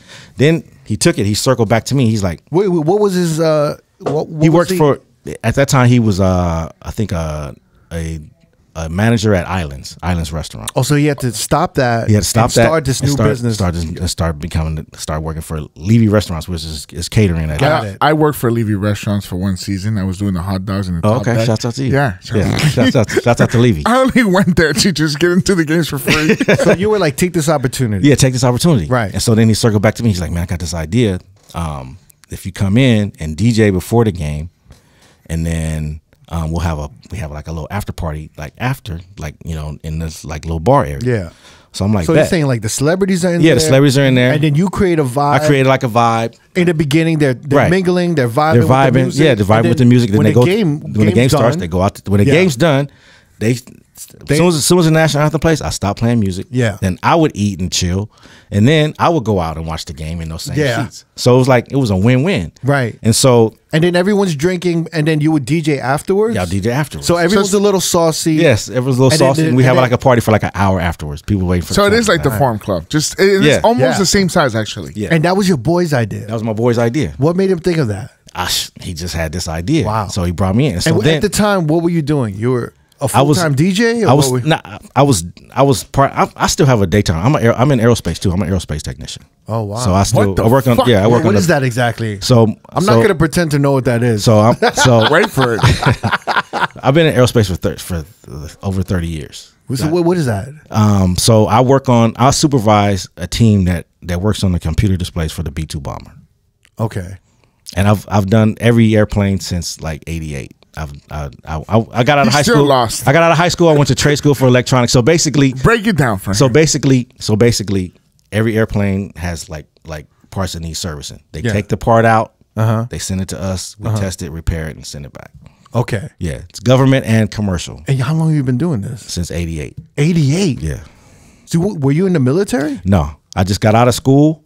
I graduated. I went straight into trade school, and I went for electronics. And before I graduated, I had a job because my dad was in aerospace. A lot of my friends were in aerospace, so they kind of like grandfathered me in.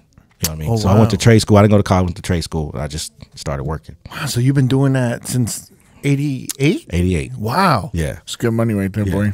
Yeah. Really good money, actually. And because and the reason why I'm in it now is because like I like nice stuff. You know what I mean? I don't know how long I'm gonna be able to like keep DJing, and you want something to fall back on. You know what I mean? Yeah. Like so, you just always have something. Why'd you start with that like nice stuff? Because you know what, because I got bills, I got kids. You know what I mean? You gotta have income coming in. You know? Here's a college student. Yeah, you know what I mean. You gotta have income coming in. You know what I Yeah. mean? Like to travel, like to do stuff. You know what I mean? No, I think it's dope. He Like, likes the better things in life. Yeah. this is the thing. We have a lot of DJs, and I always tell them, like, yo, there's nothing wrong with getting a regular job and DJing on the side. And then, like, yo, when your DJing shit starts growing where you can, like, quit your job, that's dope. But there's nothing wrong with, like, having two sources of income either if you could juggle the shit. And my job is flexible enough with me that they understand my schedule. Yeah. So they work with me. That's crazy as fuck.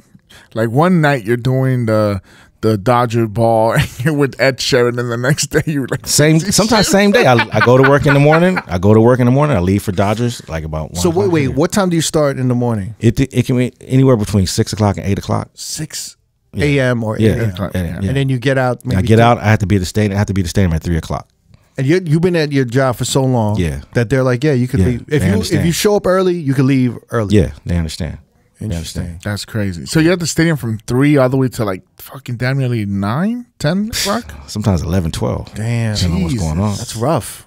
I mean, it's a grind. And I've been doing it for 15 years. It's a grind. How bad was it that one World Series game that went on for 2 damn games in one game? Wait, what is this you're talking about? There was one game. What year is this? 2018. I think it's game 5. And this shit went on from 7 p.m. to almost 1:30 a.m. Yeah, we had 2. So to put it in perspective, we had 2 7th inning stretches. So that means we went, I think, 18 innings. Yeah, 18 innings. So we had to do the 7 games. That's 2 games. Overtime. Yeah. Basically a whole other game overtime. Right. So one game is 9 innings, and that's it. So these motherfuckers were tired for a whole other game. That's the one game where Kobe Bryant was at, and it was crazy. Wow. Yeah. I have a video. Kobe was like dancing to my music. That's my one Kobe memory. Like he was, man, like, dude, that's my Yeah, one but Kobe that game was fucking intense. It was crazy. It was a bloodbath. Wow. So that's crazy. So you're working 5 days a week. Yeah. Monday through Friday. Yeah. And then how many days are you working typically when baseball season's up and going?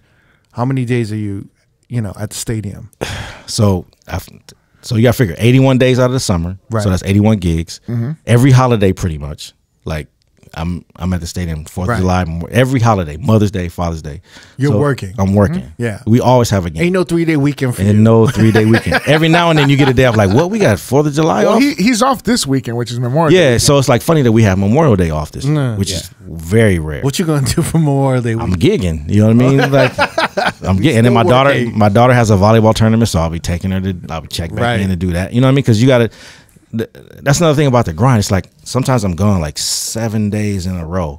So it's like you think you had time to like chill and rest. No, you got to get back into everything that's now been put on the back burner. Right. That you got to get done. That you just been put off.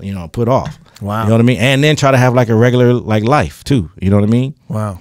It's a grind, man. Yeah. That's what I said. That's what most of these like. I'm like, man, do you want to work like that many days out of the summer? Have that many? I get it. It's a guaranteed gig, but it's like it takes a lot. You know what I mean?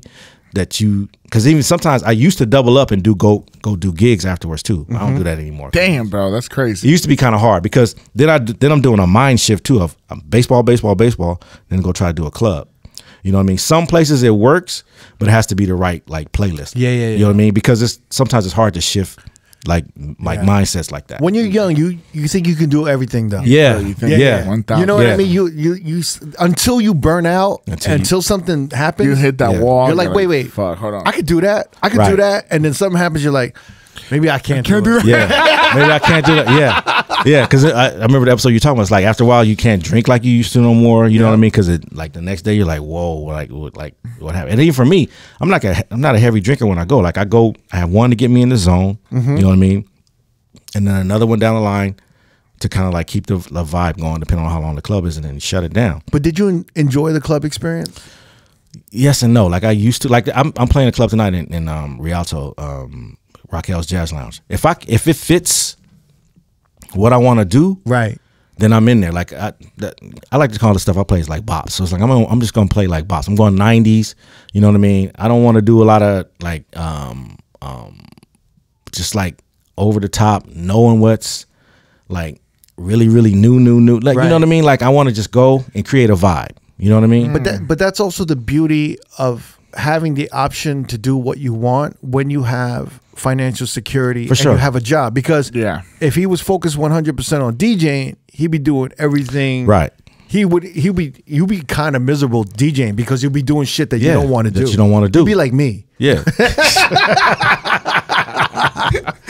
I'm like a whore with I'm a whore with a backpack and a laptop. I'm just like, oh man, that's not my rate, but I need but at the same time, you just like you like the club I'm doing tonight. To me, it's like when a comedian like goes back out to do like a club. Yeah, keeps your tools sharp. You know what I mean? Yeah, you try different stuff. You keep your stuff out. That's why I do them because it's not like a lot. It's not like a lot of money, but I mean, you know what I mean? I look at it. It's like, I get to fuck around. I get to get familiar with some of these songs. It's like an open mic. It's like an open mic. It's like an open mic. It's like practicing. Yes, but I'm getting paid. I'm getting paid. Yeah, I'm getting paid. And it's like, it might just be some shoe money, but hey, you know what I mean? It's whatever. Yeah, you know motherfucker love shoes, bro. Oh, dude, he's a shoe head. I'm a shoe head, bro.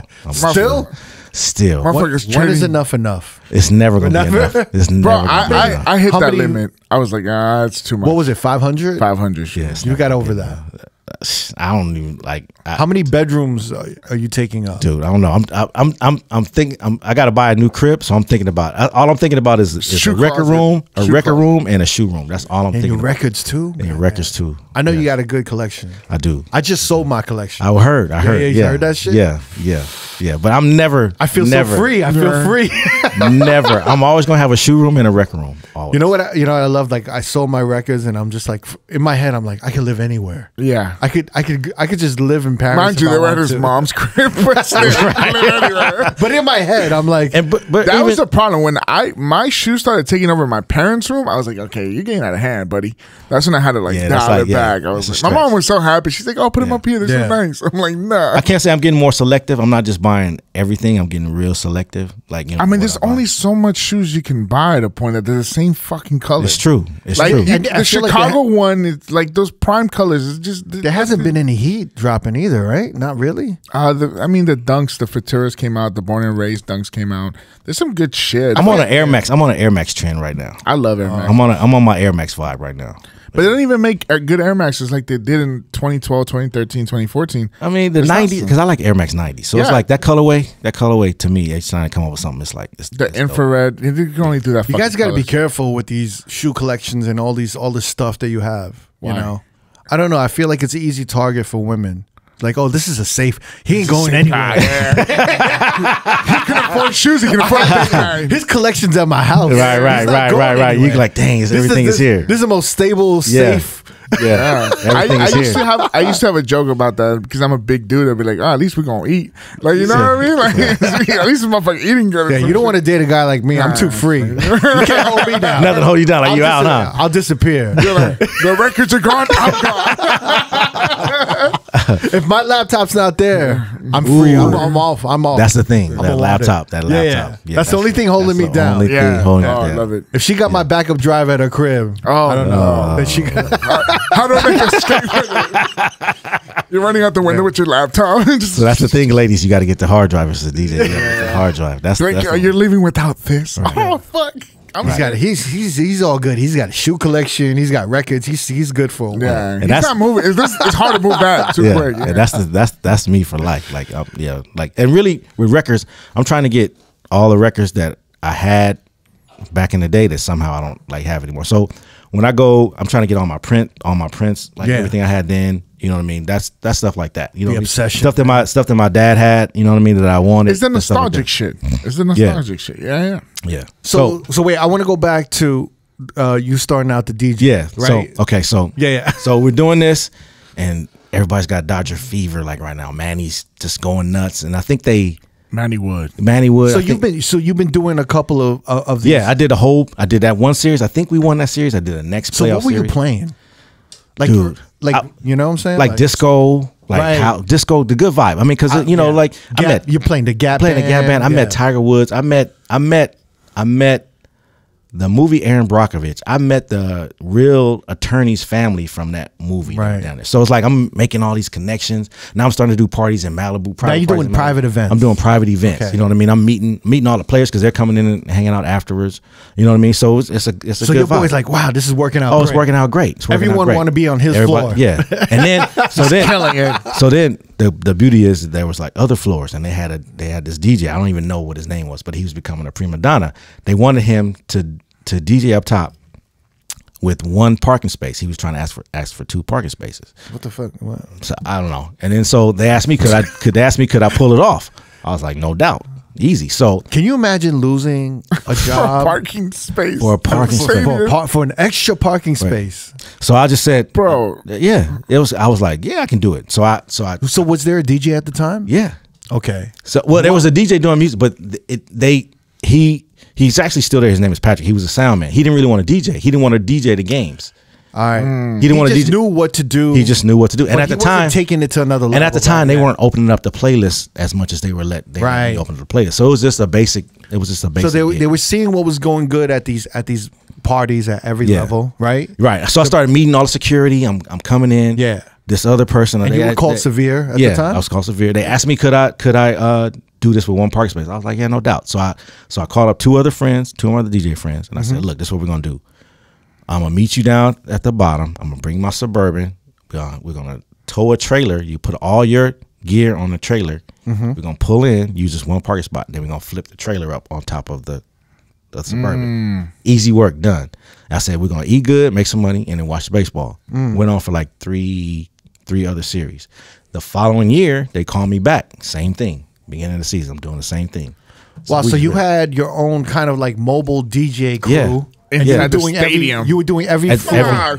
We had like 3 floors. So it was at the very top. The top deck. The very top deck, which was a party in itself. And I'm at the bottom. Then they finish up. We load everything back up and then come down and just chill the rest of the time. Wow. Yeah. And so Were you using Serato at the time, or are you still on vinyl? We were using Serato. This was unheard of at the time. It was unheard of at the time. Nobody was doing it. Oh, so this is why the guy wanted an extra parking space? Yeah, he was for just his equipment. Yeah, for his equipment or for whatever. And he probably was trying to push for like more money too, but I was like, I just made it work. So then the Dodgers started asking Well, you me made to it do work stuff. and then you took over every I took floor. over. Yeah. Then the Dodgers started asking me to do stuff for them. So I was doing this thing called Dodgers Under the Lights, where they would fans, when the Dodgers were on the road, they would pay a certain amount of money, and they would come to the stadium, and then they would play on the field. So they act like they're living the Dodger life. So they had me on the dugout. I'm just playing music on the dugout, so I'm just doing entertainment. Then one year they had me do the Christmas party for the Dodgers. It's the same year that the DJ horn came out. Right. So they had a scavenger hunt, and so I just kept hitting because I mean it was hot at the time, so every time somebody would discover something, so at the end of the day, this guy comes over to me, he says, "Hey, I really like that sound effect. Can you like send it to me?" So we exchanged information. I was like, "Yeah, no problem."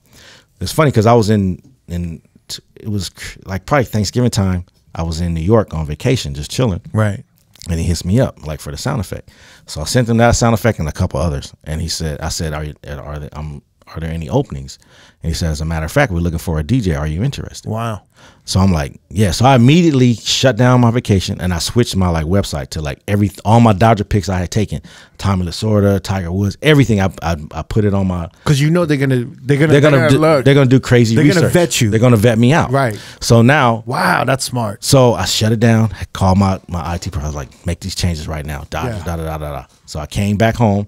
Can I just say? I just want to interrupt for a second. Go ahead. I said, have you not been in like aerospace and like around like being kind of like a tech nerd and all this shit? Yeah. Even thinking of the mobile DJ system, all this shit kind of helped you a little Yeah, bit, for right? sure, for sure, for sure. You got to be able to, you know what I mean, make stuff work and come up with different plans, adjust and move. Yeah, you know what I mean. Also, you have this like corporate environment. You know how to make adjustments. You also know on a corporate level what companies are looking for. What companies are looking for. What kind of professional behavior they want. Exactly. Right. The basic thing at that time of the Dodger gig was like the person whoever hired you, they just wanted to come see you set up and they want to walk off and go do their job. Right. They don't want it, as long as there's music playing, they don't care what, they just want to be, that assignment is done. And you probably learn some delegation management skills so you can manage 3 DJs in 3 different levels. Yes, and when we separate and break down, we all walk into the car, make sure you don't bump into nobody, make sure everything's good. Don't get into arguments with the security people. Just like, hey, nope, we're going. You start. That's when I started learning everybody in security too. You start meeting everybody. As long as you're cool with them, everybody starts recognizing you, so you become a staple around there. Yeah, you know what I mean? Smart motherfucker, bro. You know what I mean? People don't realize it's like, you know, how many DJs have we met? You know, they're young kids. They just start DJing. They just don't know how to act. Right. They don't know. They don't even know how to speak. They don't even know how to come up and ask a question. Right. Communicate properly. Like they DM me and it's all they DM me like all day. Yo, send me this, and I'm just like, yo, hello, right? Like, hi, how are you doing? Right, how are you doing? How's your day? Not only that, it's like sometimes they, and I don't blame them. Like they listen to the episode, and they'll text him or DM midway through the episode and be like, "Man, you're so wrong about this," and Chris like, what's going on? He's so lost. Well, like even just knowing how to compose an email, right? And you know, I mean, even a DM text. And, but knowing him, knowing like, okay, they're gonna vet me. I'm gonna update my website. You know, he already knows exactly how. You know everything they're gonna do. You know what I mean? But it's like, so it's like I shut it down. Came in for an interview. They started asking me these scenarios. But the dope thing about it was the people I was interviewing had seen me there for years, right? DJing. So it's like, you know, they knew me, and when they saw me through, I was respectful. I was speaking to them. I was always saying what's up. You know what I mean? So they gave me all these different scenarios. What would you do like the 9th inning, this and that? So I was like, okay. So I was thinking all these scenarios, and I went back home. I think my next interview was either a week or 2 weeks after. So I went back in for a second interview. I'm thinking they're going to ask me all these questions. They were like, pretty much, bro, we were just going to give you the gig because you've been around here. You know like the sound. So it's like I came in and he said, look, we just want somebody who can change the sound up and do it. And luckily the dude that really hired me, he was this dude. He was walking around with like big suits and creepers on. So he really liked music. He was a rockhead, but he really liked music. Right. Mm-hmm. So like I was like, okay. So I immediately came in and I said, okay, well, how can I change this up? Because like obviously you see like a black DJ, everybody thinks you're gonna come and just start playing hip hop. You know what I mean? But I was smart. I was like, let me see what works first and then slowly change it up. I knew where I could make the most change was in the pregame mixes. So that's when I started making the mixes. And the funny thing is, Garrett Anderson was on the team that year. And so I think within my first couple homestands, he hit PR of it. He's like, I really like the mixes that the DJ's playing. Can you ask him to make me a mix?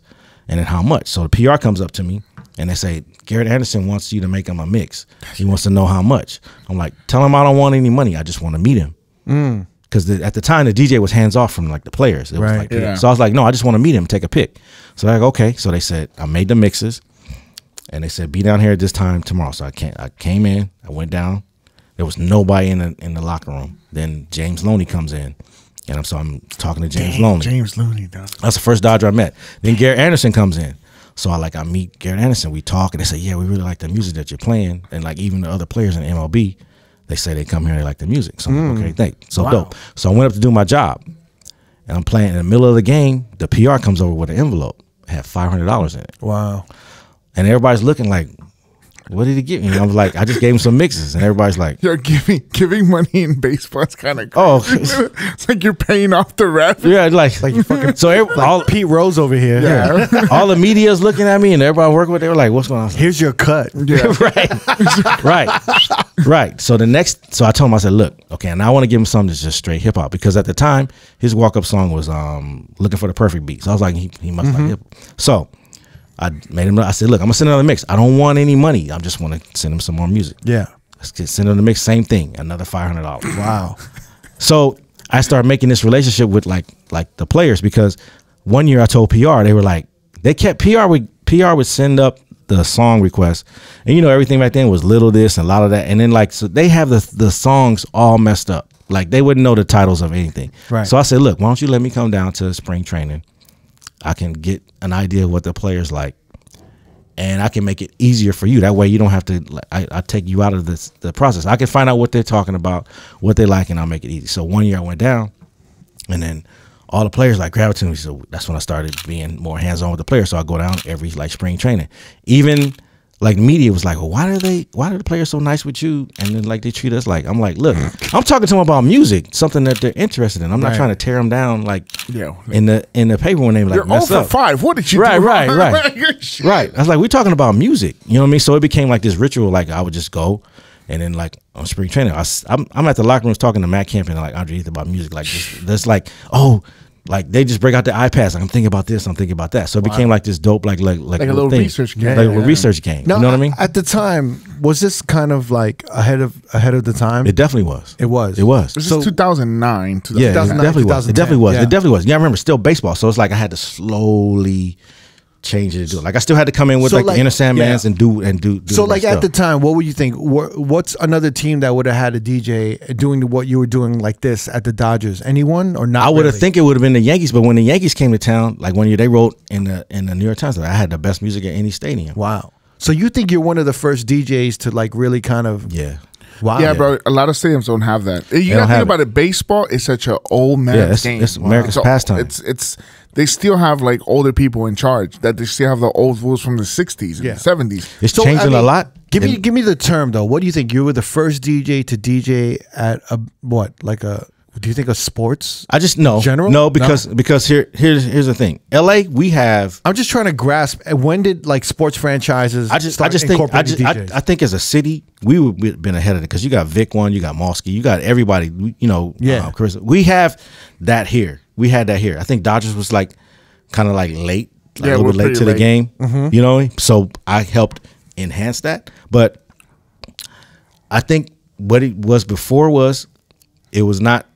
It was somebody that was just playing music, weren't DJs necessarily, because there's stadiums you go to, they play the same playlist every time, and so players when they would go away and come back, they would and they come on other teams, they would call me down, and then they would introduce me to the whole team. Yeah, and the team was like, man, you got the best like music of like all the stadiums. We love like coming here. The Pirates were here last season. And I know one of the coaches in the Pirates, and he brought me down to their locker room.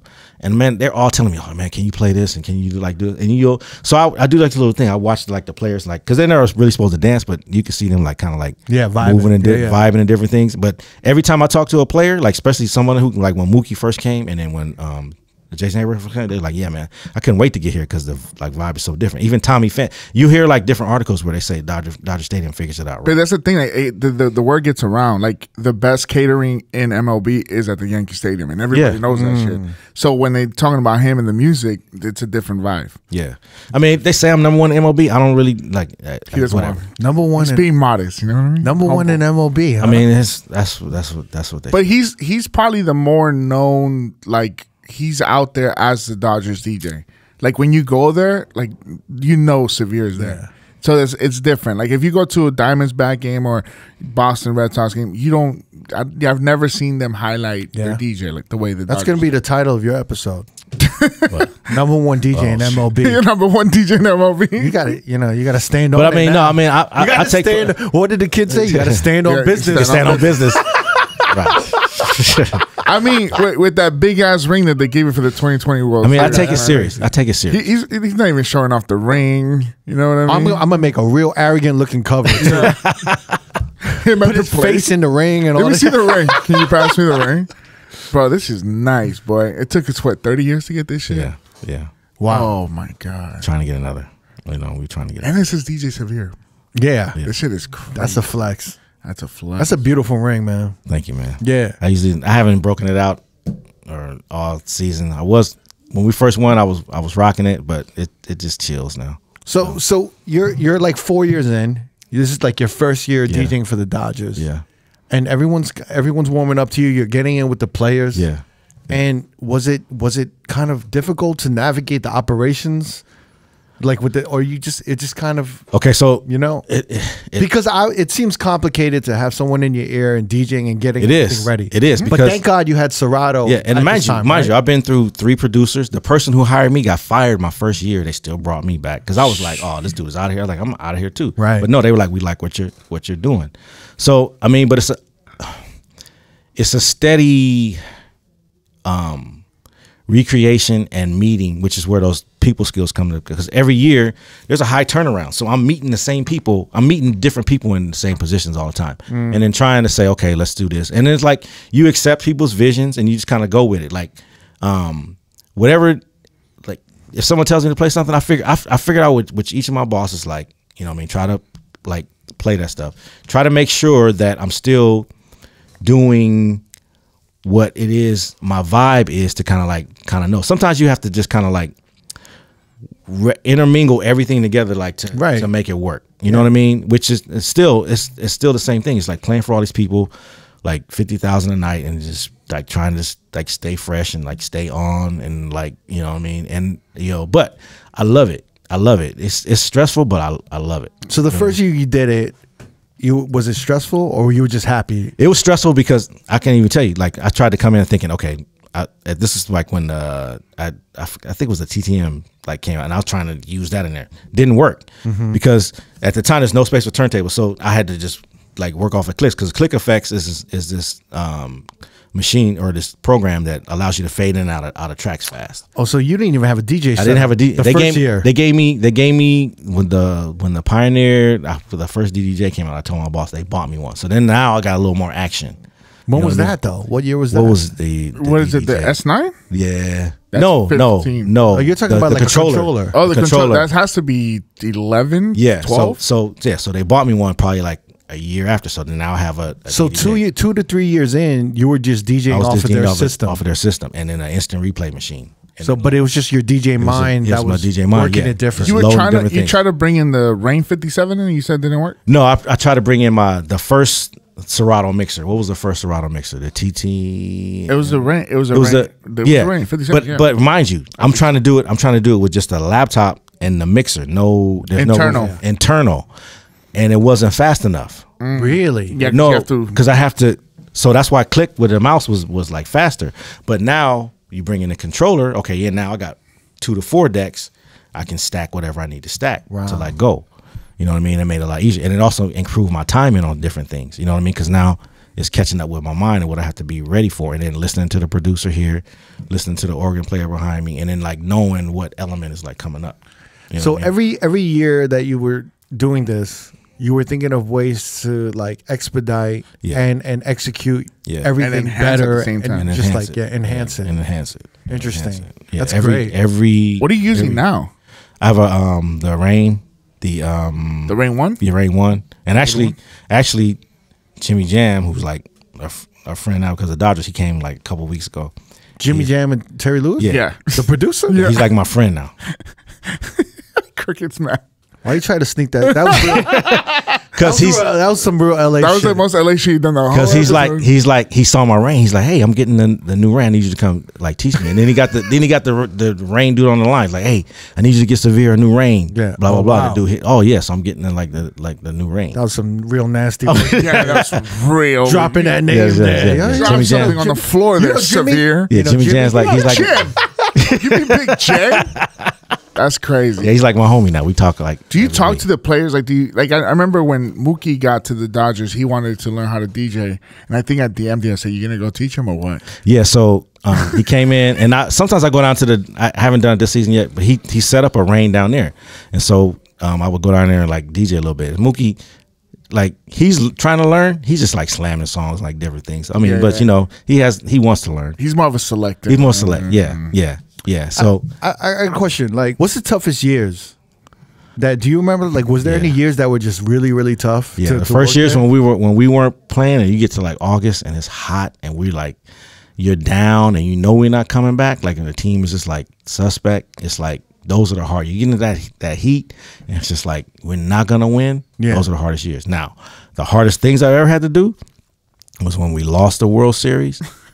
On our own team, and I still had to play music for the losing team. Really? Because at that time you work for like MLB, not the Dodgers. So it's like you got to create a party for them. So we just lost, and I got to play the music for them. Oh, so for the World Series, yes, for the World Series, it's no longer your LA Dodgers DJ. As soon as the playoffs come, we work for MLB. I'll be tight, bro. I'll be like, yo, bring so as soon as the playoffs start, yeah, you're working for both teams. You're working well. You're still you're still Dodgers when you have home, but once you get to the World Series, like certain elements that the MLB their show, we start like doing their show. But if the team wins on your field, you have to play music for them. Okay, so what year was this? I'll tell you, 2017 and 2018, we lost both last games for the World Series in our field. Who'd you lose to? First, the Houston Astros, and the second one was the Boston Red Sox. God damn. But allegedly they were cheating the second one too, not just the first World Series. Sure. Where was your envelope then? Yeah, I mean, I'm over it. I'm over it. Wait. It was the Astros, 2017, and the Boston Red Sox. One was game 5, and then one was game 6 and game 7. So what'd you have to play for the winning Astros? I mean, it was just party music. So I was playing the typical Neo. I forgot what the time, and then Chris Brown, Let's Go. You know what I mean? Because you got to keep the party. They're celebrating on your field. That shit sucks. And then what was Boston? Come on, probably the same type of thing. No, we didn't do any signature stuff. It's just like, you got to keep the party element going. Oh, okay. You just got to play some. You just got to play some. Yeah. You have to play something that's we are the winners energy. Yeah. Like, you know what I mean? If they give them if they give them the trophy, you got to play. We are the champion. Man. You know what I mean? Like that. How bitter are you at that point? And you can be honest with me. I'll be like, fuck this game. But you're probably just still seeing it as a DJ, right? Yeah, I mean, you're like it's a job. I mean, you're very bitter. I'll be tight, bro. You're very bitter. So tight. But what can you do? You know like play it a little low, like 2 levels lower. You put the bass down in the low. No bass. Fuck you're like, just hurry up and just like get this over with. Come on. You know what I mean? Did you go to Dallas when we won the World Series? Because that was COVID year, and then no, I sent everything there. Oh, so you didn't even get to do that? No, and I tried to make it seem like I was there because I didn't want to throw off like the players, but the DJ for the Rangers, he was getting compliments on the music. But it was your shit. But he would tag me. He would tag me on Twitter. So like it was cool. But he was like, man, thank you for like. So I tried to just send everything I could over there to number one in MLB. That's why number one. That's right. In MLB, you need a ghostwrite shit too, huh? So you're fiending for us to win in our field as a World Series champion. 100%. It's never happened. No. In your 15 years. No, bro. Life is hard. We didn't get a parade. We didn't get nothing. We didn't get nothing. They didn't even want to count our shit sometimes. Yeah, we still get discredited for it. That's why he keeps collecting them sneakers. Yeah. There's an emptiness in his soul. You think those next pair of sneakers are going to fill that emptiness of your soul? Yeah, because no championship. No, bro. Yeah. Last time we won in our field was 88. Yeah. Right? That's crazy. Yeah, 88 and 2020. So who's the biggest Dodgers rival? The biggest? The fucking Giants. The Giants. Yeah. Now the Padres want to step into that, but it's the Giants. Bro. Wait, so what do you do to like taunt like your biggest rivals are the San Francisco Giants? What do you do to taunt them? To me, I don't necessarily go out of my way because the energy's already there. So I'm just playing my like Saints. I don't need to do anything. I was like a little leery of like the beef. Like, let's just like, you know what I mean? It's not that serious. You know what I mean? Like, because everybody was like, well, you Team Drake or Team Kendrick. I'm like, I'm not like, I'm just playing music. You know what I mean? I'm like, Team Severe. Yeah. You know what I mean? Like, Team you know what I mean? Because I had played when it first got heated. I played some like Drake was in one of my mixes, and somebody would tag me like Severe's playing Drake, and I was like, bro, I'm just playing like music's already in my mix. Like, doesn't say like whatever. Yeah. And then he was like. And then he tried to like pound me. I was like, nah, I'm good. You know what I mean? Because you posted it. He's trying to get me. And then he took it. Then he took it down. You know what I mean? Because it's like it's not that serious. Yeah, because when the Astros come into town, bro, it's on site. Like they're throwing blow up trash cans to the fucking field. Oh, it goes down. It was crazy. They're throwing shit at the players. People still carrying all that, and I'm like, I'm over that. Nah, like, bro, I'm still better. You still? I'm still tight, dog.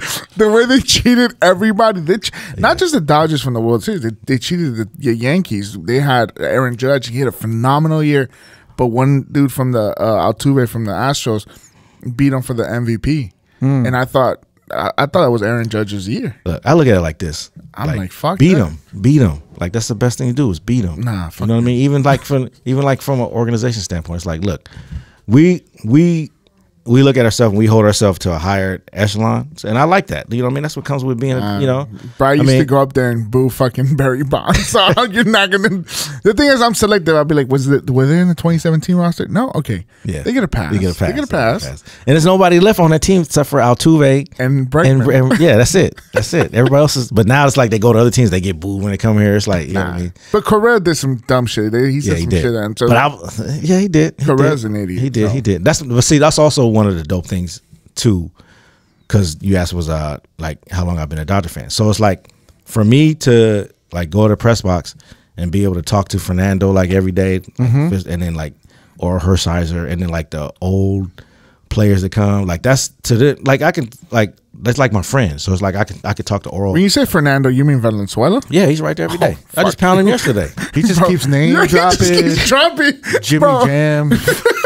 Fernando. I just pounded Fernando yesterday. Like Fernando's the best Mexican fucking MLB player of all time to me. The dope. So when we had All-Star here 2 years ago. 2 years ago, I was down the field because I went to go see Corey Seager because he went to the Rangers. He went to the Rangers. So I was like, I go in, and my all-time favorite Dodger is Dusty Baker.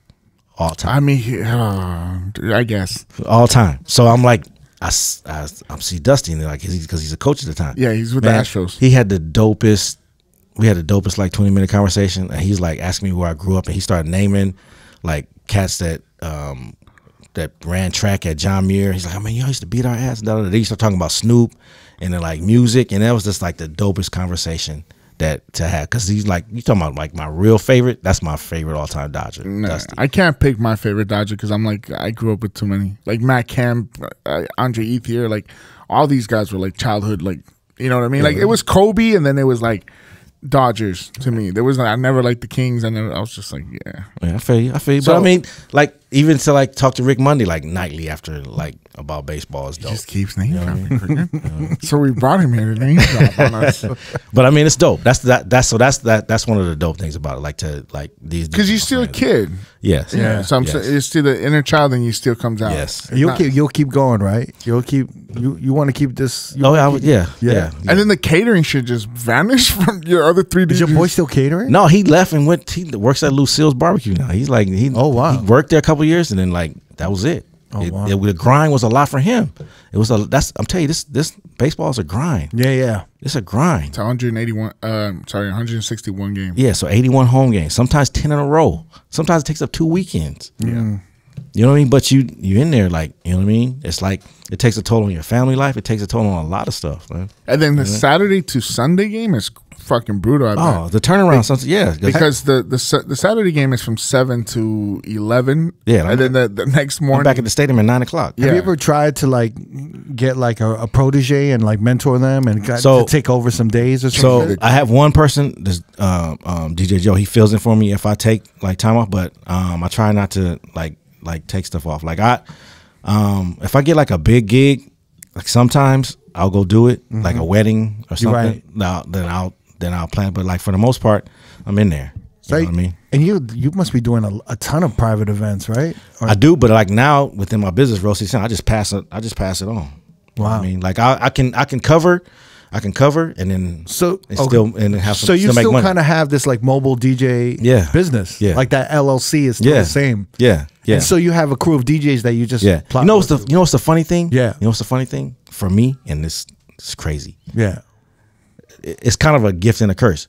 I'm never booked on New Year's and never booked on Halloween because everybody thinks I'm already booked or I'm too expensive. Wow.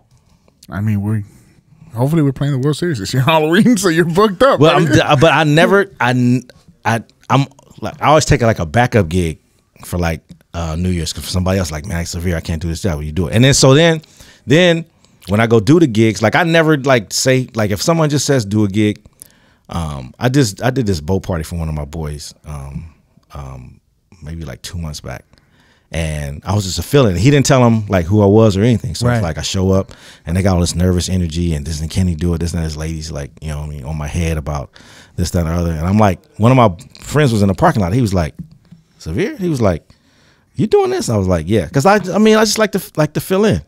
And so he was like, do they know who they have like here, DJ? And I was like, nah, I don't lead in with that, like, or tell them. But at the end, after I like kill it, and then people start learning like who you are, they go, oh, then it's like they want to bow down. But I never lead in with that. Like, I'm the DJ I don't ride around like that. You know what I mean? So you had this whole other like kind of a DJ. Yeah, like, I fill in DJ service. Yeah, I fill in for. I got there's spots I like to do. I got cats that like Severe. Can you fill in for me here? Yeah, I'll go do it. Like, I'm just ready to go. I just like to go out there and do it. How many DJs do you have working for you or working? I would say like about 8. 8. Yeah. Wow. So how many? And you have events every weekend? Pretty much. I mean, it's like I think right now we're in like a slower season. Like the game's still trying to figure itself out. Like, and really and truly, June is when I really kick in. Right. So it's like I got wedding season. Wedding season. Shit, that's when they're like kind of kicks in. But you're saying like post pandemic things were. Yeah. It hasn't really gotten. It hasn't really It hasn't really gotten back. And I think people still are in a funny space. So pre pandemic, you was cooking. I mean, you know, but it's like, but like Dodgers like really wakes up like my crowd. I love it. You know what I mean? I love it. But it's like I'm still trying to like spread it out to other people because I can't do everything. You know what I mean? Yeah. I want to do everything, but I can't do everything. Sometimes you got to shut it down and like. Wow, you're juggling a lot. Yeah. So you're juggling this like kind of DJ private event service, and then you're the LA Dodgers DJ, and then you have your daytime. Yeah. And you're a parent. Yeah. Wow. I'm a grandparent. Grandparent. Yeah. Wow. All right, you got a lot of shit going on. I'm not doing enough. No, you're not. But I'm not the #1 DJ in MLB. That's why. You don't have 500 shoes.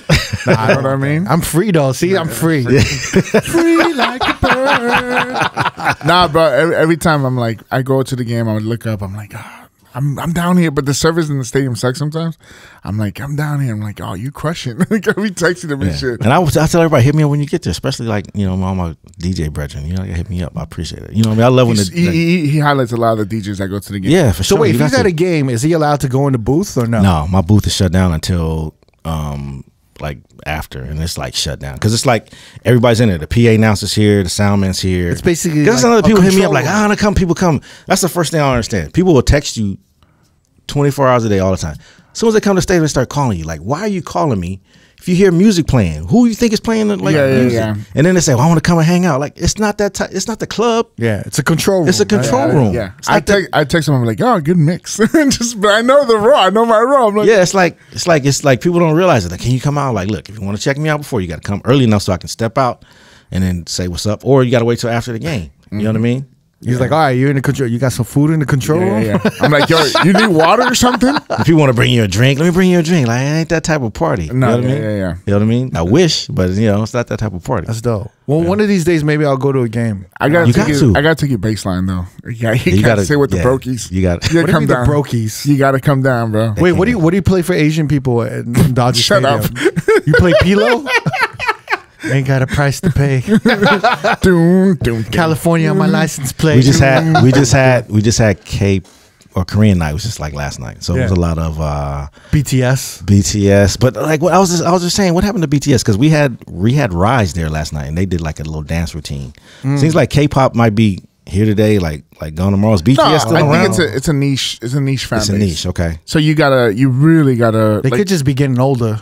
No, BTS is like the NSYNC right now. Like they were. BTS is old, man. Really? It's like New Jeans. New Jeans is even getting a little. Really? Yeah. No, I don't know. Yeah, so I was trying to figure out how it stands because it seemed like every Korean night, which is a dope night because K-pop, it's like you can't deny it. Yeah, it goes off. And I mean, especially now we have Otani, the biggest Japanese player of all time. BTS, Blackpink, they're actually kind of old. Like, oh, really? That's what I was wondering. Like, what, you know what I mean? But I still get requests for them like all the time. Really? Yeah. And I'm like, oh, I always play Smooth Like Butter. Like I always play them shits because they still work for me. I don't know. I like Jungkook. Was it Jungkook? I like it. His dope. Like, his correlations. He got that song with Lotto, right? Yeah, he got one with Lotto. The one with Usher's dope. He's got a vibe. It's all that that 2-step 90s R&B ATL so def era shit. Yeah. I fuck with it. Yeah, fucks with that. Severe. Thank you for coming through, man. Oh, my pleasure. Appreciate it, bro. Finally. Hopefully, I'll see you at a game. You will. Just bring him the right shoes and you'll be all right. I got to come to Vegas. I'm trying to crack. That's another thing. I can't crack Vegas. I've never been able to crack Vegas. Really? Do you want to, though? I do. It's just that's like a bucket list type thing. You know, I want to crack Vegas. You want the big club or just a small? No, I want the small. You know what? One of these days, because the Oakland A's are moving to Vegas. Right? Yeah. I guarantee you, when all that shit starts getting settled in, you'll probably, you'll be there. Yeah. But I respect that. I mean, we're barely getting sports over there, bro. Has any other cities poached you? Like they're like, hey, come, look at this contract. No, come to Milwaukee. Oh, fucking shit. I've had like people like mention like, hey, well, like, do you know anybody like that you could recommend? It's like it's kind of hard. I could never throw anybody like in that if you haven't done sports already. You know what I mean? Right. It takes a special, and that's another thing too. Like with the age, it's like you got to know a lot of music. You know what I mean? That's another thing where I think that's with us like that's why, because when you say like how long can you do it, I always go, well, man, it seems like we're in a shift right now because the older heads know so much more music, right, and can carry so much more. You know what I mean? Like, yeah. It's almost like we got a new battery in the back that can give you some more longevity now. Because with the music doing this shift back where the 90s stuff is starting to like go more, it's like you got to have a knowledge of that stuff and the 80s. You know what I mean, to like really push it. And a lot of the younger cats, no disrespect, they don't have a catalog like that unless you got blessed and started that way. Yeah, you know, for real. It takes a catalog in your mind to know like how to read that and how to run that. So I mean, just knowing the right records from every decade. Every decade. Basically. Every decade. It's like, you know what I mean? So we'll see how long we're going to go. Yeah. You know what I mean? Yo, like, big shout out to you. Thank you for coming through. Finally, we got you on. You know? Oh, yes. Yeah. Finally. Big shout out to DJ Severe. Thank you so much. Thanks for having me. Thank you. Yeah. And big shout out to our Patreon members and all roadies for life. Thank you for signing up. And, he's a roadie for life. You're a roadie for life? His name is somewhere in this list. Thank you, sir. Yes. Thank you, I man. can do it. He texts me, he's like, Done. Then you got some of those exclusive MP3s, right? Yeah, those ones. I mean, they're not clean, so you might have to clean them up I yourself. clean them up. You know, I mean, we got stems. We can clean up. Yeah, there you go. You know. The Nick Davis, the Yo Boy Brian, all that good stuff. Yeah. All right, y'all. We out. Peace. If you want to watch more episodes from R.O.A.D Podcast, click either links on the left or the right. Don't forget to subscribe to our YouTube page and get updated on new uploads throughout the week. Peace.